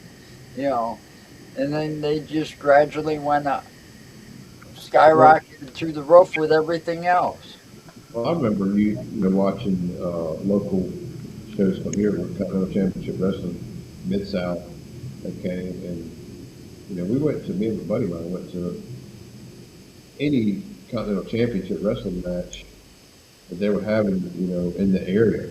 So it was like we drive an hour at most to go to, these spots. And I remember they used to promote it with these big cardboard posters. You remember those? Yep. Uh, I'd always, because they put them on telephone poles and stuff, and I would go by and I would snatch one of them up and keep it. Yeah, we had uh, I don't know whatever happened to all those, but I had a bunch of them before back in the before it day. was before we had WWE and WCW when they were in the heyday were coming here too. But before that, it was Vern Gagne's what was it, AWA. We used to get ringside seats for like, I don't know, $20, but it wasn't for say this seat or this seat or this seat. It was like you paid ringside, and there may be a hundred seats. I'll just throw out a number, 100 seats at ringside. You pay your money, and it's basically whoever gets in the damn seat first. Yeah, yeah, and see. AWA when they came here was like that, and they were at a high school, in a high school gymnasium. They weren't at the Coliseum or anything, main venue. Man, that poster's bringing back some memories. I'm gonna have But to yeah, go. they had those posters all over because I remember when I first went to my first one, I saw Andre the Giant, and it was AWA. He showed up, and he looked like a monster because he had that really long hair. I would have loved to have seen Andre in person. Never got to. Oh, he was huge. I saw him on Mid South on TV. I never saw him in person. I was sitting right next to the where they come out and come to the ring.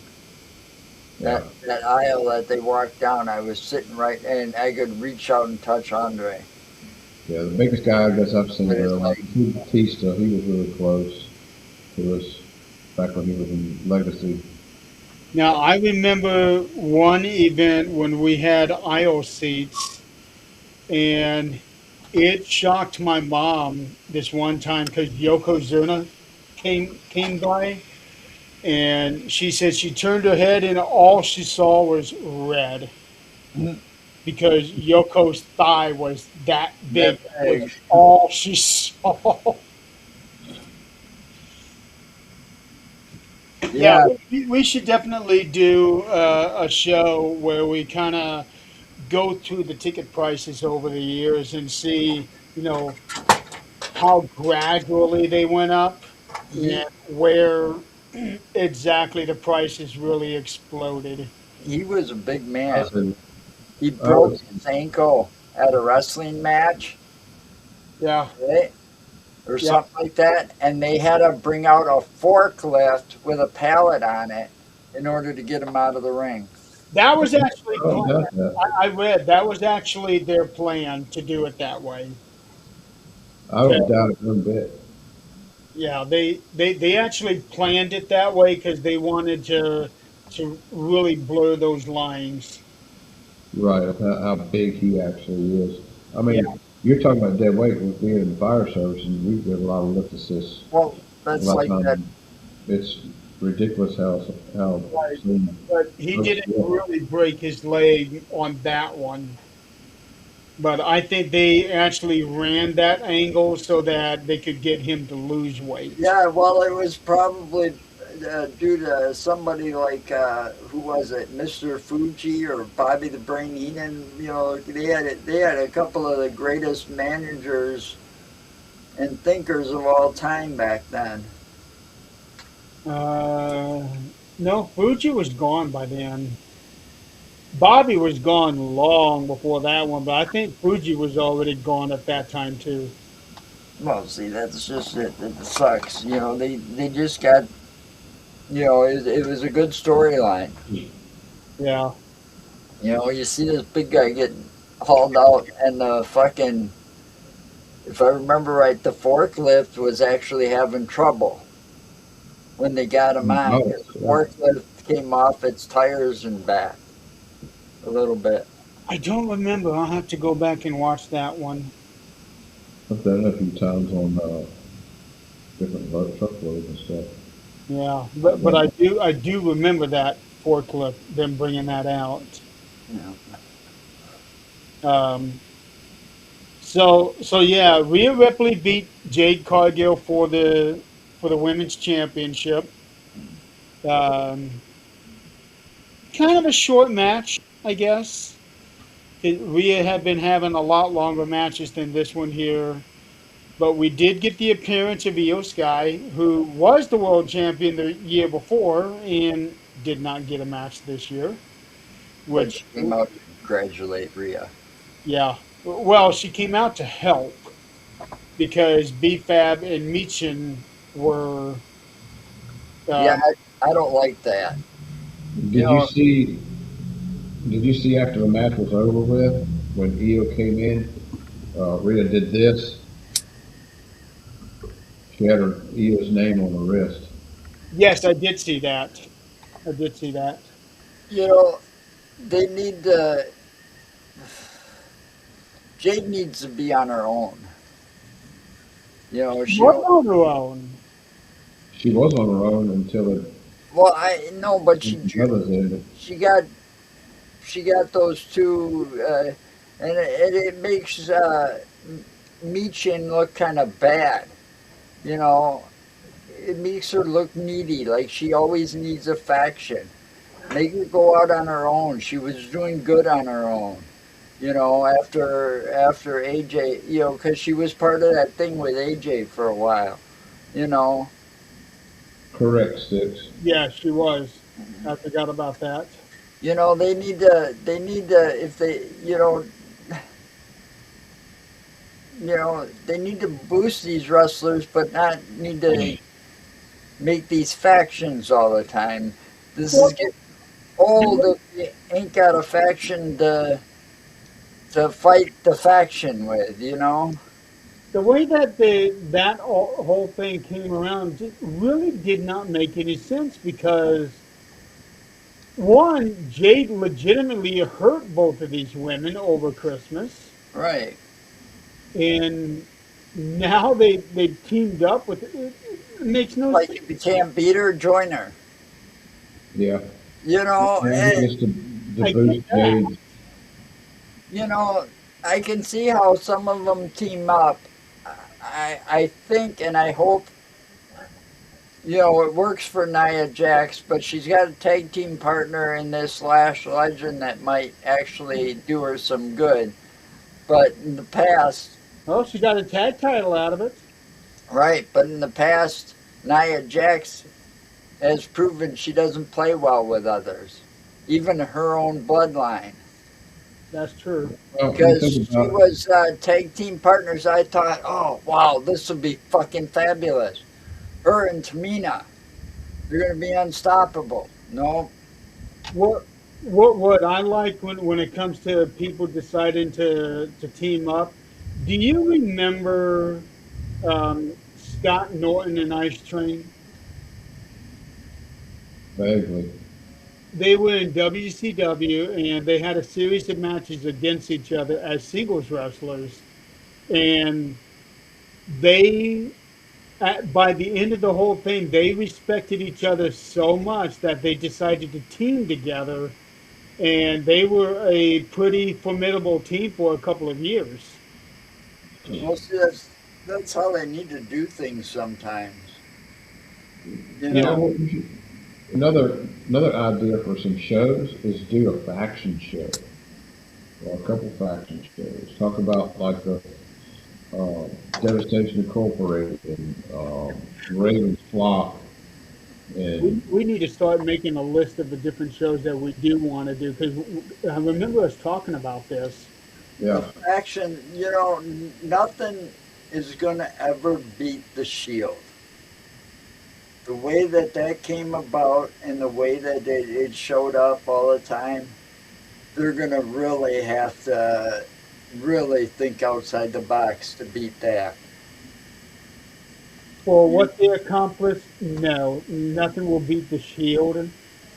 But when it comes to making an impact, nothing will touch the NWO. oh, no, nothing. Yeah, Not even the Four Horsemen. right. I Yeah, mean, the NWO surpassed the Four Horsemen.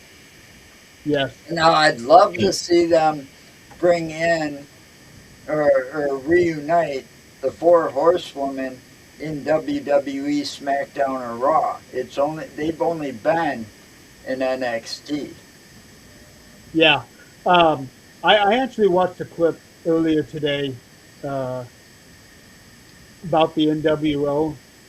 At one time, they had 79 members of that faction. Yeah, they took it too far.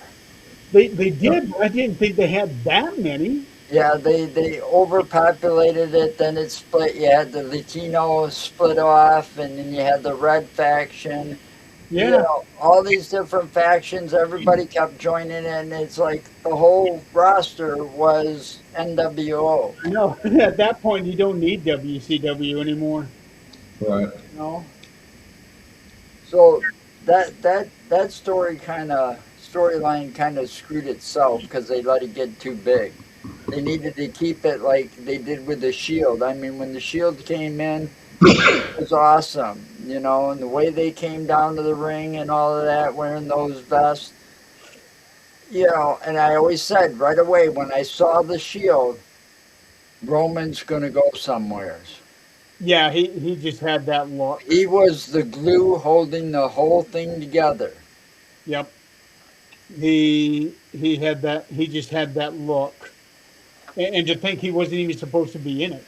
And yeah, and then I looked it up right away, and I'm going, oh yeah, he's Samoan. Yeah, he's gonna go far. The Shield's only holding him back. You Well, know, I remember Triple H saying in an interview when he first met Roman before they even hired him, when he interviewed him, he said to somebody, I don't know if it was Vince or Bruce or Michael or whoever, he said that if that kid is not the biggest star in wrestling 5 years from now, we dropped the ball. And it wasn't quite 5 years, but he did end up becoming the biggest. biggest star Yeah, in the company. yep. And today he still is. You know, He has even surpassed Cody. Well, no, I can't even say he surpassed Cody. Cody, even as champion, never surpassed Roman when he wasn't a champion. When he surpasses Hogan, then we'll talk. Um, Never happened. for WrestleMania main events, he has surpassed him, but as far as cultural impact, nobody will ever touch Hogan. nope. Not even Steve Austin, not even The Rock, nobody touches Hogan. Steve Austin is probably the closest. I will say. I would agree to that. And everything had to click at the right time for that, just like Hogan. Right. Yeah, well, You know? I liked everything that Hogan did for the company before he went and turned and went to WCW and started the NWO thing with them.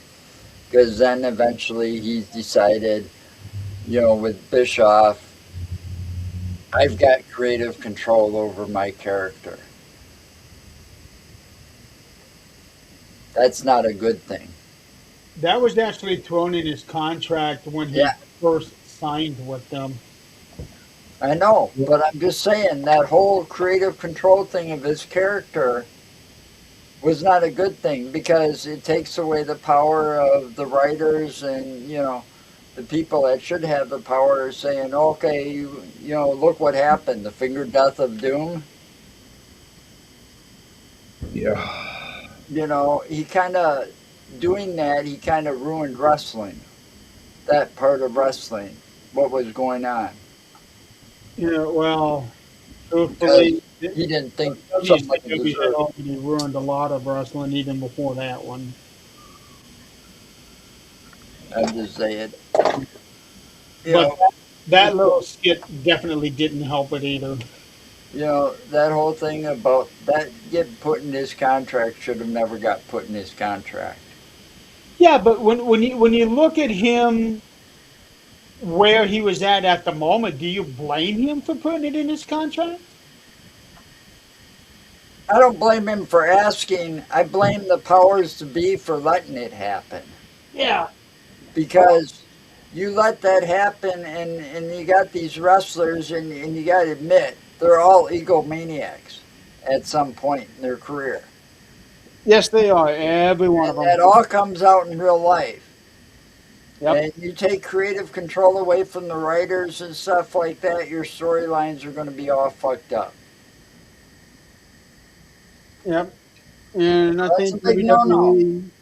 WWE has learned its lesson on that one. You know, that's the biggest no no. But see, WWE didn't do that. It was WCW that did that. Well, it was, but I'm pretty sure they had somebody who had, well, like John Cena, I think. There's a lot of accusations where he held a lot of people down and that he changed finishes to some of his matches. Okay, we're about to lose Dawn. We need to move on. All right. Well, I'm Medicine just kicking saying no in. wrestler should have creative control. Agreed. At least if you're, actively wrestling. Okay, the next, not the match, but the segment. John Cena comes out to announce the night's attendance at 55,000, although a lot of people very heavily dispute that. Um, Okay. and The Miz comes out with Kit Wilson, which I was very happy to see because I'm a fan of Kit Wilson, and to see that he had, it would have been nice if he had a match, but we got what we got. Um, so Miz starts complaining, bitching about having his WrestleMania moment, and out comes Danhausen with a bunch of little mini Housens. That was funny. I And love and it, Danhausen. and then Cole says, "It's a bunch of midgets." And it's like, and before I could even think about it, he's like, before social media says something, that's what they want us to call them. Yeah. Um, and Danhausen comes out in this Jeep. And people have been speculating It's if a his, coffin. is that what it was? It was shaped. If you look at it, it was shaped like a coffin to look like Yeah, the monster mobile yeah, it's a coffin. from the monsters Okay, I or I didn't monsters. I Monsters. didn't notice that, but there were a lot of people that were wondering if it was a reshaped, repurposed tank I think that it Shotzi used to have. could be. Because Shotzi said she never got her tank back. Well, I don't know what it was, but it was shaped like a coffin, and it was supposed to look like the thing from the monsters. Okay, so Well, Because his I'll have to character, go back and look at it. Danhausen's character, is based on Grandpa, and is and if you listen when they announce Danhausen and stuff, they give the address to that house. No, it's he's four. next to that house. He lives next to that house. He's He's not a neighbor to the 1313, he's monsters. 1311. Well, whatever, it's just like all screams the Yeah. monster. Because my 1313 is the monsters' Mockingbird house. Lane, yeah. Yeah, 1313 is where the monsters live, but I think they give his address as 1311. 1311. Yeah. And I love it. I absolutely But love it. either way, it was a reference to the monsters. Yes. Um, I and like then what they're doing with his character and all, and actually getting some matches now instead of just being the joke. Actually enjoy him now that I know who he is, and his yeah. whole his whole debut sucked. And they dropped the ball with him too. Well, with Yeah. that, there was a lot of expectation of Chris Jericho coming out of the box, so you got to take that into account too. Well, even with Y2J, think about back when he came out. They Yeah. were building his something big is happening. They kept doing the clock, you know, for Right. months. And the clock right there, that's what Jericho used. Yeah, and for months, pushing this big thing, and then when he comes out, it's like they build that suspense up when he shows up. With Downhouse, they didn't do shit except for this wooden crate. There's a wooden Right. crate. Just move this wooden crate all over the country, and then he just So pops out. everybody was wanting Chris Jericho, and nobody else was going to be good enough, and that's what hurt Danhausen that night. But when he came to Monday Night Raw the next night, or whenever it was, he immediately flipped that switch on everybody and got over. Yeah, well, you kind of knew. Yeah, but I would have, and even though the segment that we got was very entertaining, I would have much rather have had a last minute match with Danhausen versus Kit Wilson. Kit was dressed to wrestle, Hmm. Yeah, he was. so why not just do like a 2 or 3 minute squash match? They both earned it. They're there. Just get everybody else out of there and a referee in there. 1, 2, 3, boom. Yep. And Danhausen could have done that "You Are Cursed" pyro thing on Kit, which would have gotten super over with those 50,000 people.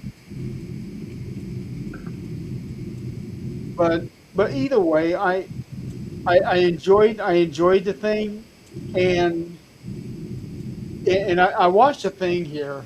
They were talking about the whole thing like the day before, and it sounded like it was Miz's idea to have the midgets carry him out, Mm. and that he was fighting really hard to not laugh as they were carrying him out. I could see that though. Yeah. Um, but yeah, I thought the whole thing was great. It At least it gave Kit Wilson and Danhausen a WrestleMania moment. But I really wish they could have had a match. That way they would have had 7 matches night one, 7 matches night two. Yeah. Um, but yeah, I was super happy that they got that. But I think the match would have been even better. All right, let's move on to the main event so that we can get Don out of here. I can tell you're struggling. Yes, the sinus stuff is just killing me, man. Now it's 11 o'clock. Yeah, that whole 1 hour. This is 1 hour. It's just now for 2 hours. I Yeah. know. I know. Well, like Joe said, we're going to be talking about other things, and I feel bad about the Trick William Sami Zayn match. That one suffered the most for us trailing off to other things there. You know, that's just the way it is when it comes to wrestling. I know it is. So, we go into the main event. Um, the way that they introduced Roman Reigns was really awesome. Having the vocalist, the piano player, and the drum beat. Not only that, the Samoan family Yes. lineage all over. They had Yokozuna. There were six of them, I think. They had Yoko, Peter Maivia, Sika, Appa, and Umaga and Jamal or Rosie, whichever the other one was. I forgot about music. And they also brought back his original tribal chief music, which Music, yep. I like that much better than the one that he had been using the past couple years. Yeah. Um, and Yeah, as soon as he come out, he just has that presence there, like he is the star of the company. Is that yeah. Well, you know, that was one hell of a match, one hell of an entrance. You know, That I match always, was off the chain. I always liked the Samoans, and I think it's only fitting that Roman went back to the old stuff because some of that new stuff kind of sucked. it did? Yeah, I did not like that new OTC music that he had. I just did not like that. You know, if it ain't broke, don't fix it. You Yeah. know, Yeah. Well, I think that they changed it because he had turned face, so they needed to change the music a little bit. but sometimes you just don't do that all the time. You know, they didn't do that in the past. I know. When the guy changed one way or the other, his music always stayed the same. And speaking of music, did you notice that? Well, I don't know if you watched Ring of Honor. I didn't, but I knew about it. But CM Punk, when they started bringing him out, they were playing his original Ring of Honor music. And then all of a sudden, the weird part was he came out from behind to no music. And that whole seat of blacked out, Yeah, just no color. that I don't know how I feel about that because to me it seemed like he was really awkward. Him coming out and all of these people watching him, and there's no one's making a sound until he does that is clobbering time, and then Cult of Personality comes out. Yeah, see, He did that at Raw the next night too. Yeah, I like it better the other way. they shouldn't change stuff when it ain't broken. Don't fix it. You know, Yeah, but they were bringing back a part of his history. Well, go back to the original. Go back to the new one. And it, that first pop of music coming on just like excites everybody. Yeah, So it covered the very beginnings of his it's like career. when that glass broke when Stone Cold came out. You know, that glass breaking was everything. Yep, You know, because you heard that, you knew shit was going to hit the fan and get real. yep. You know, Um, let's talk about CM Punk's jacket. So his jacket was a literal tribute to a bunch of fallen friends. He had, and he even mentioned this the next night too, that it seemed like every other week they were losing somebody from the production family.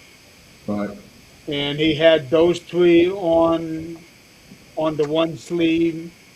He that's had a right. Puerto Rican flag on the other sleeve for AJ. He had Bo. I think he was his MMA trainer. He had his name on the front. no, he had his dog's name on the front. He had no. He had his dog's picture on the front. Oh, Yeah, was it the picture?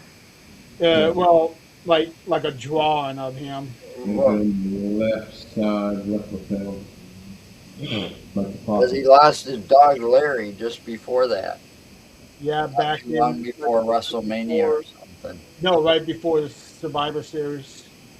Oh, was yeah, okay. Yeah. Patch, Okay, Patch. yeah, Patch. patch. Um, and he also had something on the back. I don't remember what that was, but I don't know if that was a tribute to anybody. That was a tribute to Harley Race, I believe. Yeah, Yeah. Okay. the Yes. whole jacket was a tribute. Yeah. And Michael Cole talked about all of those things except for Larry.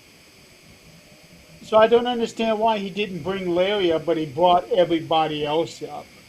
Well, because I don't know, he's Unless a he was moron, actually maybe. watching. To Yeah, the Harley Race crown. That's what it was on the back. Yeah, to Harley Race. So that I thought that was really really awesome. At That first, I thought it was a Crown Royal jacket. Well, well, because of his Pepsi logo tattoo, you know?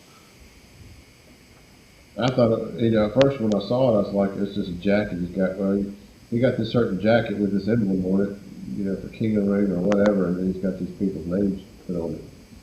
But, yeah, you know, that would have been completely against his straight edge character. Well, not character is how he lives his life.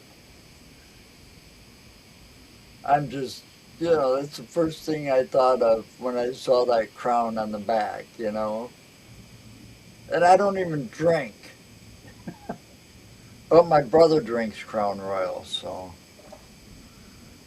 I only know that purple crown and stuff because I bought it for him for Christmas before. Okay, but yeah, like you said, that match was a hell of a match. It was That was definitely the a true match of the slobber knocker of the match yeah, it of was the night. definitely a match of the entire event. I agree. Um, but let's talk about the elephant in the room. Should or shouldn't Roman Reigns have gotten disqualified when he threw the ring Steps. steps into CM Punk? Yeah, we're getting close to losing Donald. Well, it goes back to because I saw this on social media about he should have gotten disqualified. He's not supposed to do that. Like people, it's part of the show. It's scripted. You know, but in reality, yes. Yeah.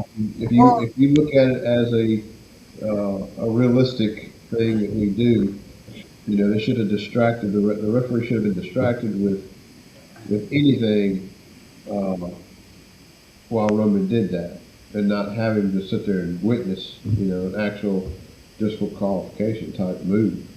Well, Michael did say that the referee was being Being lenient. lenient, and I would say that if it had been any other match on the card, it would have been an automatic disqualification. But because this was the match, he let it go. Well, I mean, storyline wise, if you're gonna let that go, how much more can you let go? uh, You know, Uh, it's like they botched that whole. They totally yeah, screwed up a bunch of stuff during this WrestleMania. One being we talked about this last show with with Becky and Jessica Carr. They oh screwed yeah. that whole ending up.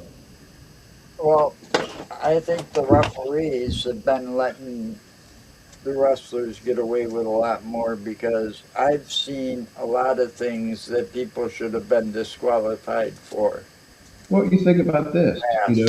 And Back it's in not the just on pay per views, I've seen it on Monday Night Raw, I've seen it on SmackDown. You know, there's things that wrestler, now obviously the ref sees it, he does, you know, but they let it slide. Well, you think about this. Back in the day, say in the '80s, you couldn't hit anybody with a foreign object. You couldn't hit with a chair. You couldn't hit them. You couldn't hit them. Throw them into the ring posts on the outside. That was automatic disqualification. Yeah, Now that's a common thing, and also the announce table. yeah. They busted that more. How many times now they got it reinforced and they still busted apart? Yeah, I like it the way they got it now because back in the day, I actually watched WrestleMania. Which one was it? It was Stone Cold and Shawn Michaels, 14. and Kane and Taker. That would Um, have been WrestleMania 14. 14. So I watched that one, the end of it, a couple nights ago. But you you think back, all of that. When did it change so much to where the announce table gets used almost, every show, whether it be a PLE or just a Raw or a SmackDown, something gets destroyed every show. Yep. Well, the first time the announce table was used was Survivor Series 95. That was when Diesel powerbombed Brett into the table. That was the first that was the first time anybody had used tables in that manner. Now there was one match with Hulk Hogan and Harley Race where what was it? I think Harley had Hogan on the table and Harley jumped from the ring apron. He was going to do like the headbutt, but Hogan moved and Harley went through, but didn't break the table. Ooh, Uh, I think that might have been the first time a table had actually been used in a match. I'm not 100% positive, but in terms of using the table in the manner that we know now, it was Diesel and Brett at Survivor Series 95. okay. That's 30 years ago. Yeah, and now you got tables, ladders, and chairs all being Oh used my. in matches. Yeah. Tables, ladders, Because and they were chairs. made Oh my. famous. That TLC match was made famous by the Hardys, the Dudley Boys, and Edge and Christian. Yeah. Tables, Rude. ladders, and chairs. Oh Oh my. my! Yeah, that's what I Uh, said. And then that one year they added the stairs to it. Like, come on. Yeah, you think about that. Stairs get used a lot. You throw people into the stairs. Remember Jade getting her head gashed open. Use more than the tables do. mhm. But yeah, I think that because of the main event and what was on the line, that's why they did the whole lenient thing. Any other match, it would not have been the case. Uh, I liked how both, especially Roman, he was taunting Punk throughout the whole match, just talking shit to him. Punk was giving it back, and then let's see, I think it was real early on. Punk was trying something. He couldn't get Roman turned, or Roman was trying to turn. One of them was trying to turn the other into something. It was almost like the Unprettier that Christian does, and Punk finally had enough and pushed Roman and said something about lathering yourself up with all that baby oil. Yeah, he was. Yeah. Yeah, that because he's complained about that in interviews. CM Punk has complained about that in interviews about Roman. Yeah, In previous interviews, he's like always complaining about all the baby oil on Roman's body. And yeah, but Roman's not the only one who uses it, though. I know, but he was in a feud with Roman at the time, so Roman was his target.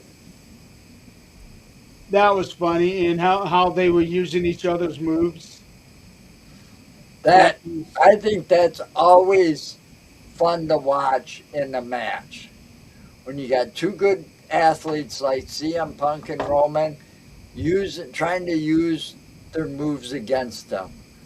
I I love that when they do that. Now, do you think that we will see a match where somebody will actually win using the other guy's move? Yeah, that would be cool. Yeah, I don't think we've had that happen yet. I But don't think I so. think it would Other be Cade, awesome.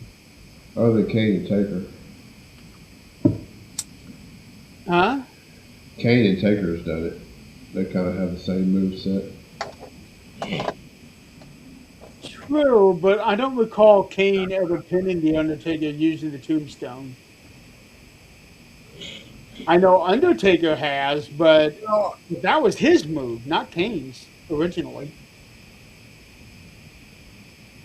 see if they want to build somebody to be the next Taker or somebody like that, like the Taker.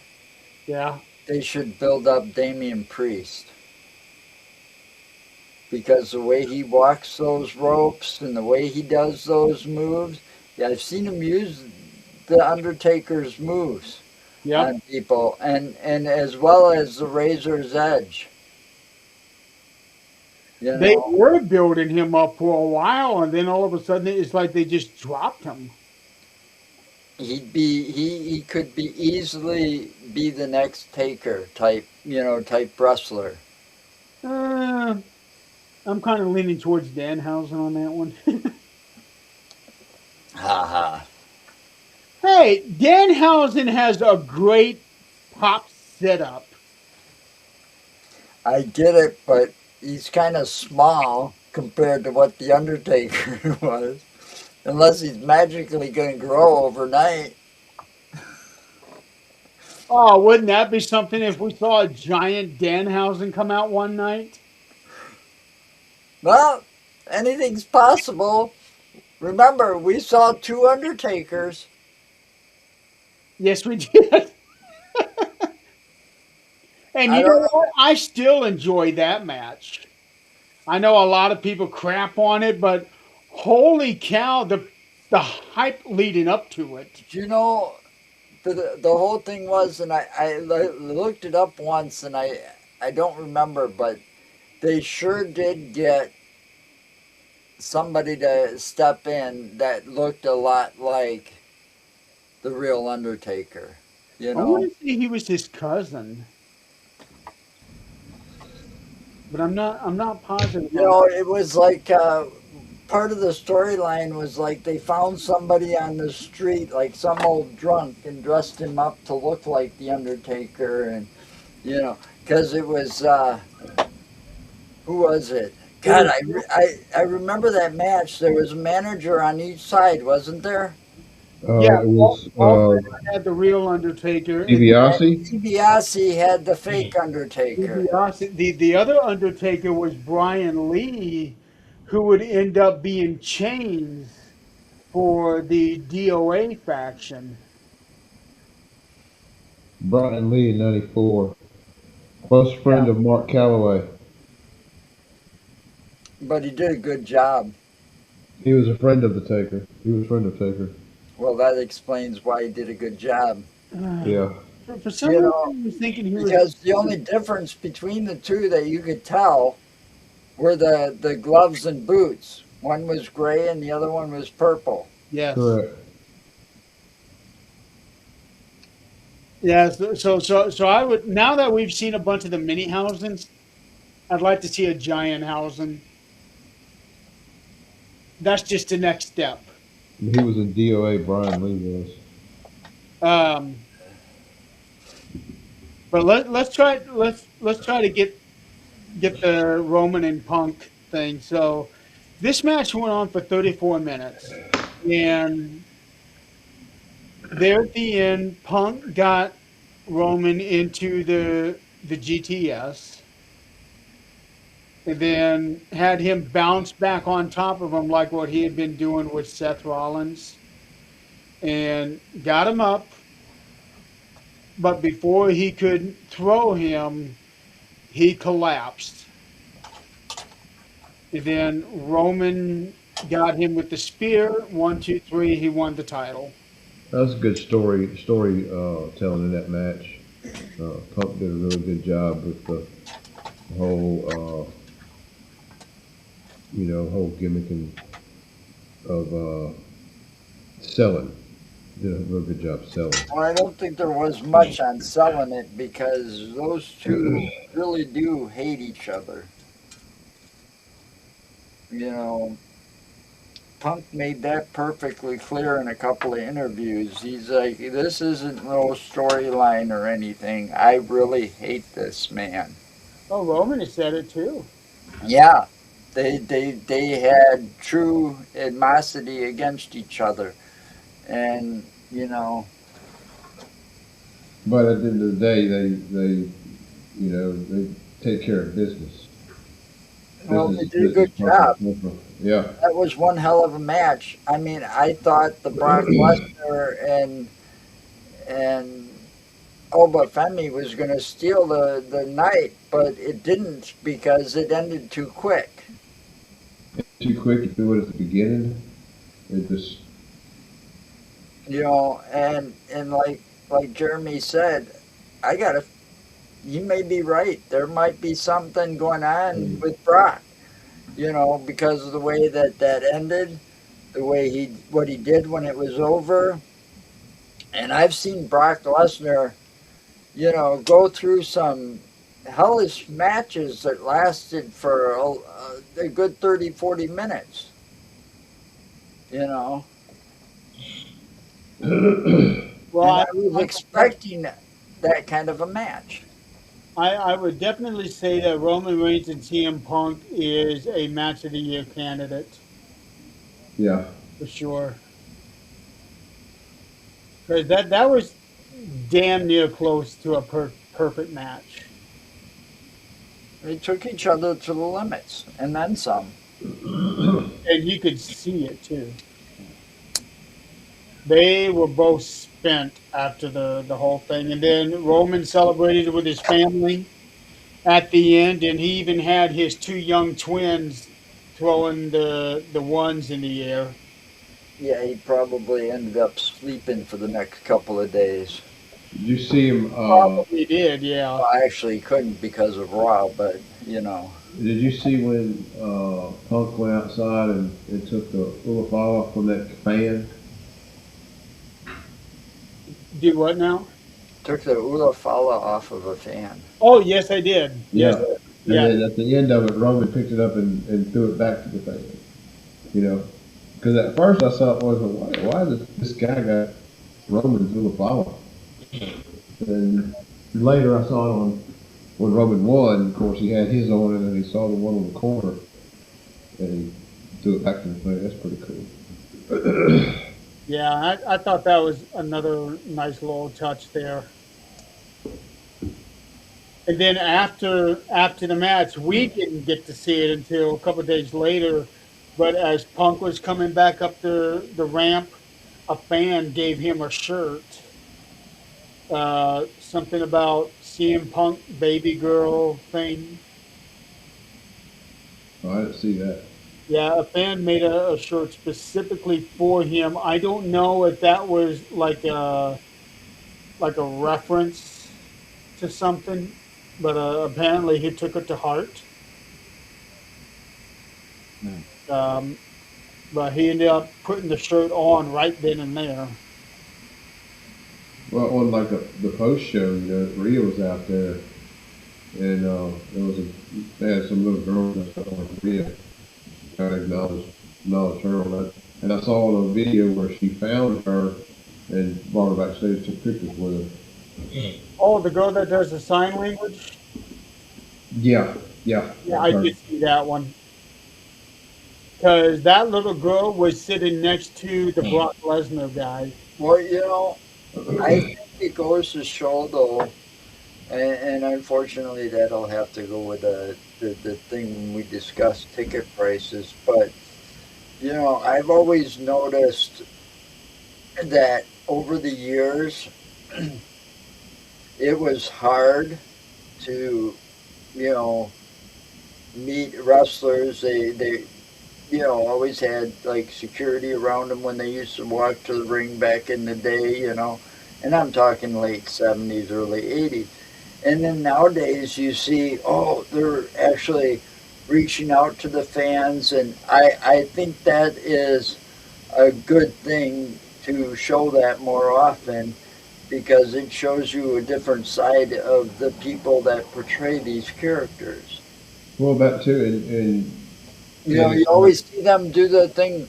Rhea gets there, she's got no makeup on and stuff like that. Yeah, that's one thing, but showing the total another side of Rhea, like with a kid, taking her picture, bringing her backstage and stuff, is something that's going to make her look better in the audience's eyes because you're showing the real person, not the character. well, You know? kind of. I always thought about, you got all these famous people. Yeah, they got regular lives like anybody else, and you got a. I for one is like, there's a time and place. Don't follow them to the hotel like they did with Randy. And Oh, that Right. was they did with Punk. Right. Well, don't And do that. But when you're at the but event, you can take the time out to, right, you know, show yeah. appreciation for the people that are paying your basically paying your paycheck salary. Yeah, because everybody that buys a ticket is paying their paycheck. I You know, agree. and it's the same with a concert or whatever. I mean, it's different. I wouldn't go tracking down a movie star or something at their hotel. That's wrong. You're invading their private space in that moment because The that's their one with private Bailey space. and BJ? But But when it's announced that, oh, we're doing a filming of a movie up here on such and such, and they give you the address and everything, and then there's a whole crowd while they're doing the filming of this movie, and you got two big stars, never come to Madison before. Okay, one sits there and takes the time out because there's a big crowd after they're done filming the scenes and stuff. Signs autographs, shakes hands, so on and so forth. Takes pictures. The other one comes out, rushes right to the limousine and hides. The You one know, that I didn't like was when and that one fan kept shoving the phone in Bailey and AJ's face while they were trying to have a private moment. CM Punk came out and knocked that phone out of his hand. well, yeah, that that stuff you can't do. your boundaries. There's a time and place for things, and see, that's why I say, I, I don't like Julia Roberts because she didn't take time out. But the other guy, what was it? Can't think who it was. Nick Nolte, because they were filming that movie I Love Trouble, you know, and they did the whole thing. He comes out, it's 2 o'clock in the morning. Sure, they're tired, but people were standing out on the street for hours watching this all go on.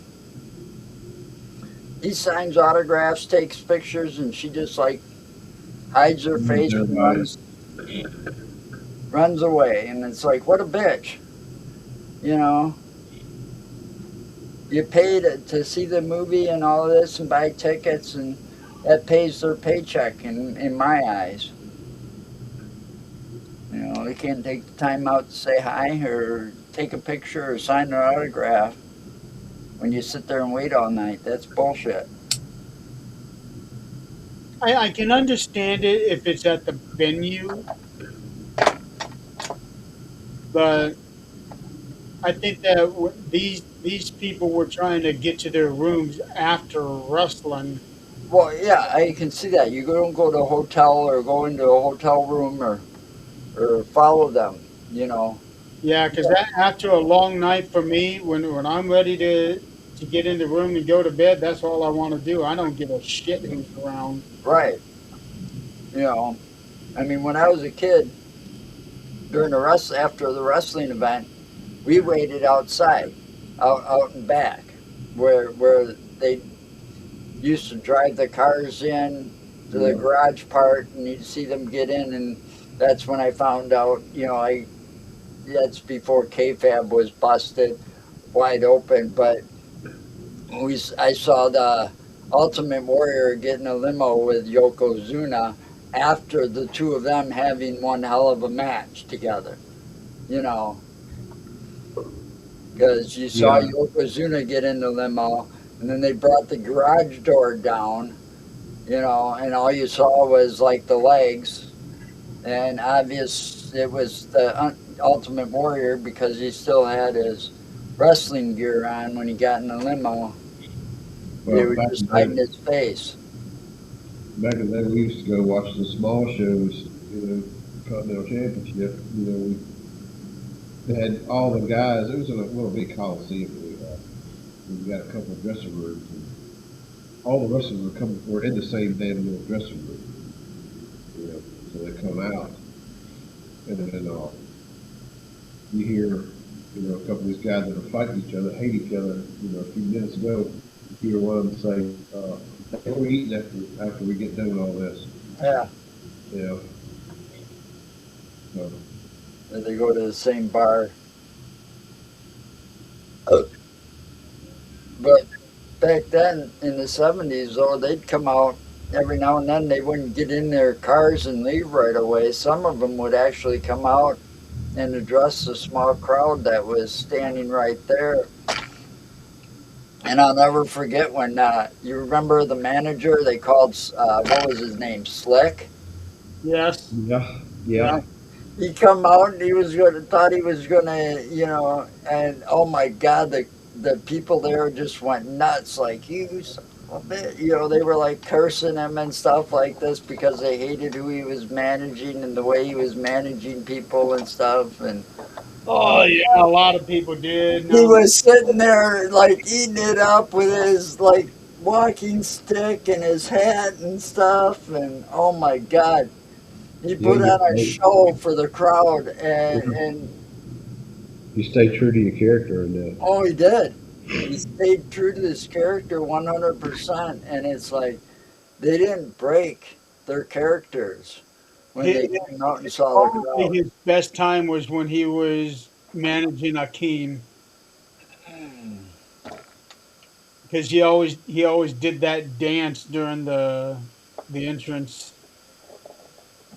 Okay, so I know we rated night one pretty bad. For me, it was 6 out of 10, but for night two, I give this one a 10 out of 10. It was a much better show than the first night was. Yeah, I'd say the same thing, but I still say maybe an 8 out of that's 10 what I was going because with. 8 out of 10. because I still think the Oba Femi match could have been better.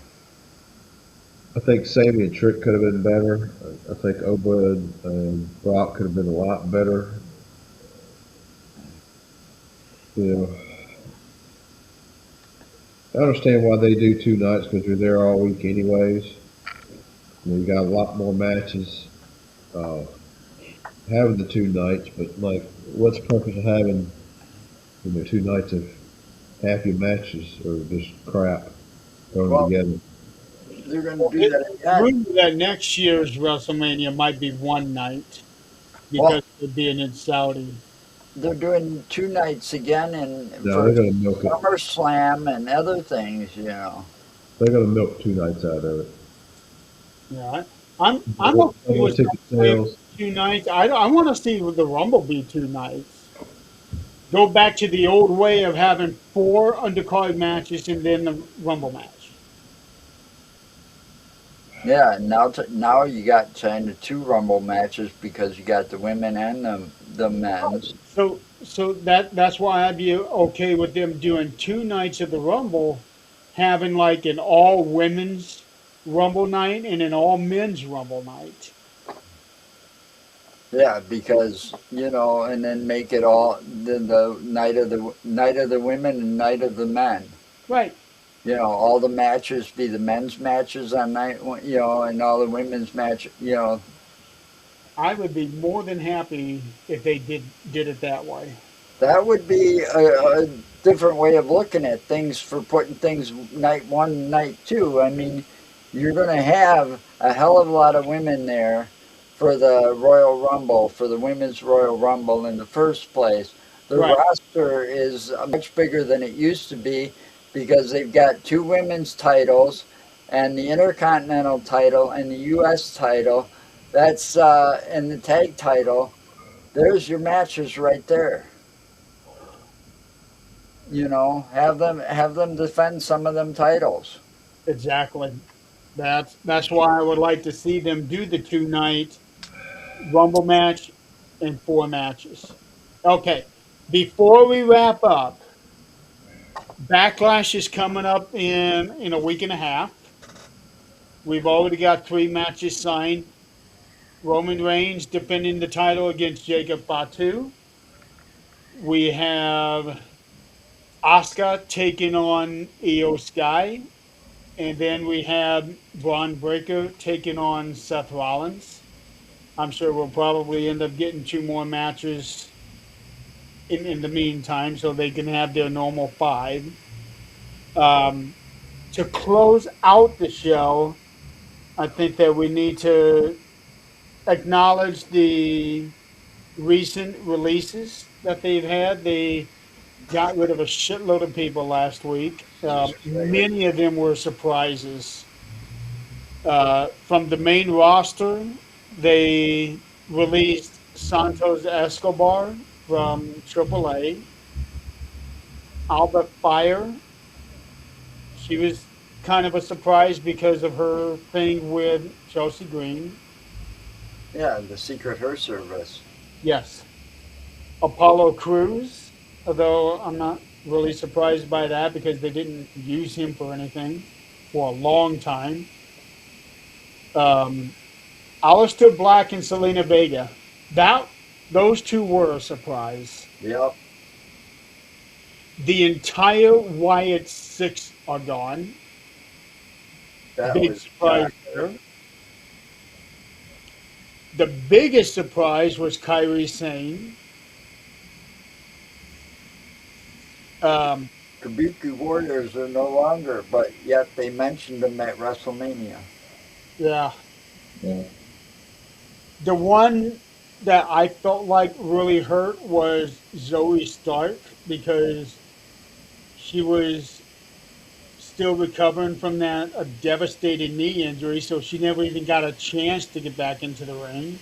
Well, they didn't give her much of a chance to begin with. They didn't, but every time she was They in the did ring, right before she she got hurt. was great. They were starting to push her a little bit before she got hurt. Yeah. So everybody was, even the company was expecting to push her again. They said that they had big things planned for her, and then all of a sudden she was gone. Yeah, Then they released a bunch of NXT people. One was Andre Chase, who was never going to make it to the main roster, but he was there for the talent. He was more trainer than anything. Tyra May Steele, she was released. She's an Olympic champion the last year or 2 years ago, whenever it was. Then a whole bunch of names that I don't even know who they were. But but they got rid of all of those people, and in the meantime, we've had several call-ups. So Ruka, Ethan Page, and Joe Hendry are now a part of the Raw brand. Ricky Saints and Blake Monroe are coming up to SmackDown. Fatal Influence have already made their debut, and holy cow, they got nuclear heat already. Um, Soul is supposed to have a special spot on Raw where she signs Yeah, on Monday night. So, God, if they drop the ball on her, I'll be so pissed. I I, well, I She's think my with favorite. her, it's going to be very hard for them to drop the ball on her. She is my favorite. Yeah, and we had a number of new people show up on NXT. Um, Maxine Dupree's husband, his name is Anthony Lewis, but he's now going by a different name. Cam Hendricks made his debut finally. Japanese wrestler Evil has made his debut. He is actually Io Sky's fiance. Really? Yeah, I didn't even know she was dating anybody, but he's Um, her fiance. Some guy that's the guy named, with the hood. huh? That's the guy with the hood. Yes, Really the other night. yes. Some guy named Tristan Angels made his debut. I have no clue who he is. Tate Wilder, I think.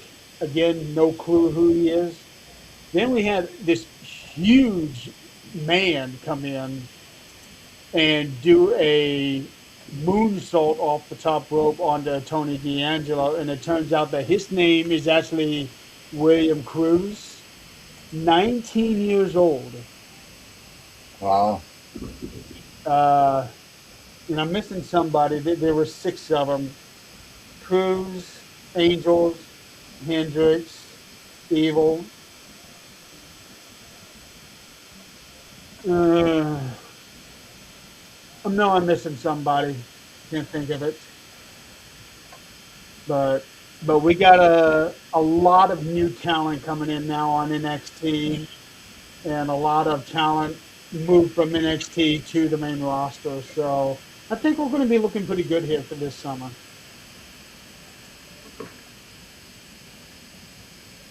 So Hopefully by this summer I'll be able to submit the song is crap.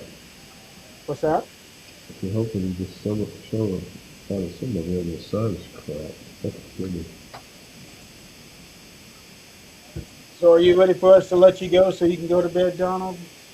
Yeah, I'm gonna take Okay. another sinus pill and anything. I think I might take two. Knock myself out. Uh, so this episode is going to mark my last show for the rest of the summer. I will not be doing anything until SummerSlam review, not preview, review. So that's going to give me 3 months off, but that'll also give me time to go through all my procedures because I don't really like doing this off camera stuff. I'm only doing it specifically for WrestleMania. If you Uh, do you like the unseen comic, put a bag over your head. do what? If you do like the unseen comic back in the 80s, the unknown comic, excuse me, the unknown comic. There was a comic that a comedian that stood up on stage and did stand up and had a paper bag over his head with a Wow. smiley face on it. I don't know. I'd rather just keep my nose out of it since my nose is the Hey, one that is going. did you see the did you see the newest Street Fighter uh, trailer? I seen a teaser trailer. Yeah.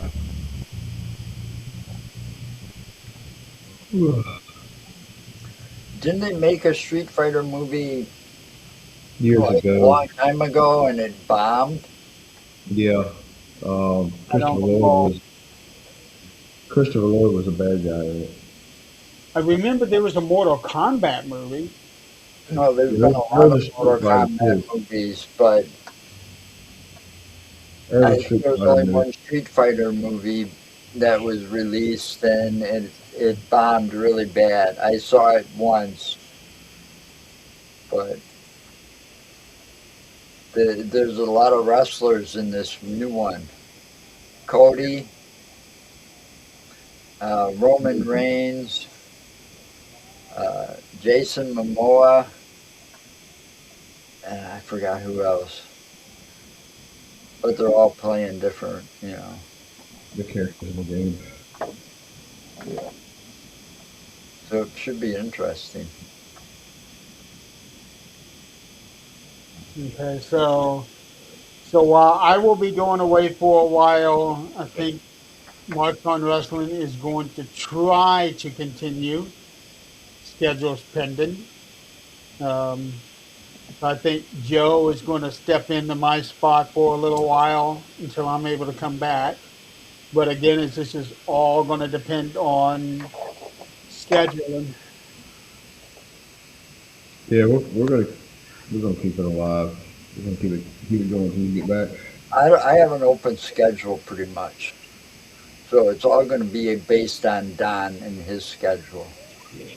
So And his is he's always just got to let me know when he wants to do one, and we'll do one. Mine's crazy. You When is know, backlash is on the 9th? Yep, backlash is on the 9th.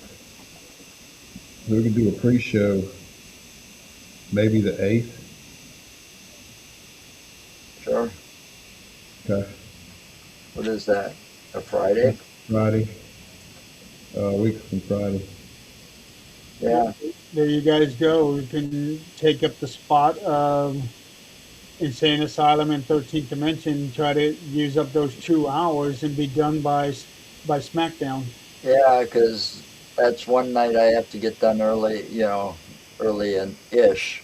So, because I won't be around to watch Backlash. I'll have to watch it when I get home because on the 9th, I'm going to a Paracon in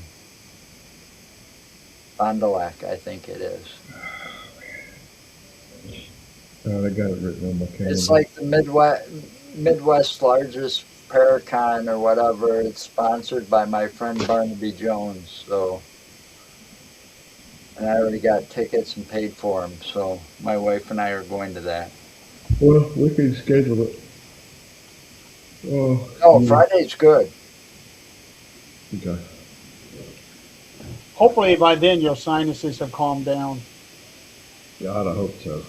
It's been horrible today. Yeah, you've looked miserable all night tonight. Yeah, we'll Yeah. be all right a couple of days.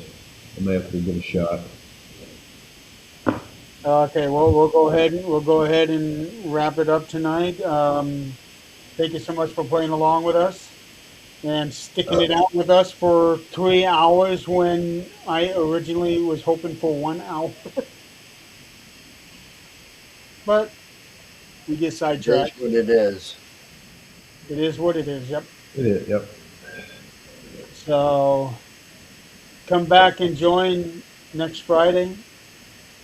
And yeah, Friday. next Friday on the 8th, watch these two yahoos talk about backlash. We'll have a lot of stuff going on by then. Hopefully, we'll know lot more. Well, I would hope so. That's the day before the event. They should have other matches announced by then. I think they should have everything announced by this next coming SmackDown. Knowing them, they'll have everything announced and all the surprises given out already before the show. Yeah. Well, they're banking on the names themselves now, selling them out. Sure, Yeah. it did not work for WrestleMania this year. Yeah. All right. Well, we're going to go ahead and call it a night, and guess we will see you all next week. See you later. Have a good night, or in my case, a good morning. Good morning. Yeah. It's It's almost almost, morning here. yeah, almost 1 a.m. here. So, um, and I know that weather has been horrendous. I know up here is like we cannot get through 3 days without rain.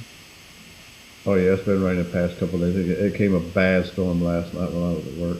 Knocked Yeah, out power here and there. But it's been relentless. yeah, it's one Uh, thing after another. all right. Well, we'll go ahead and call it a night.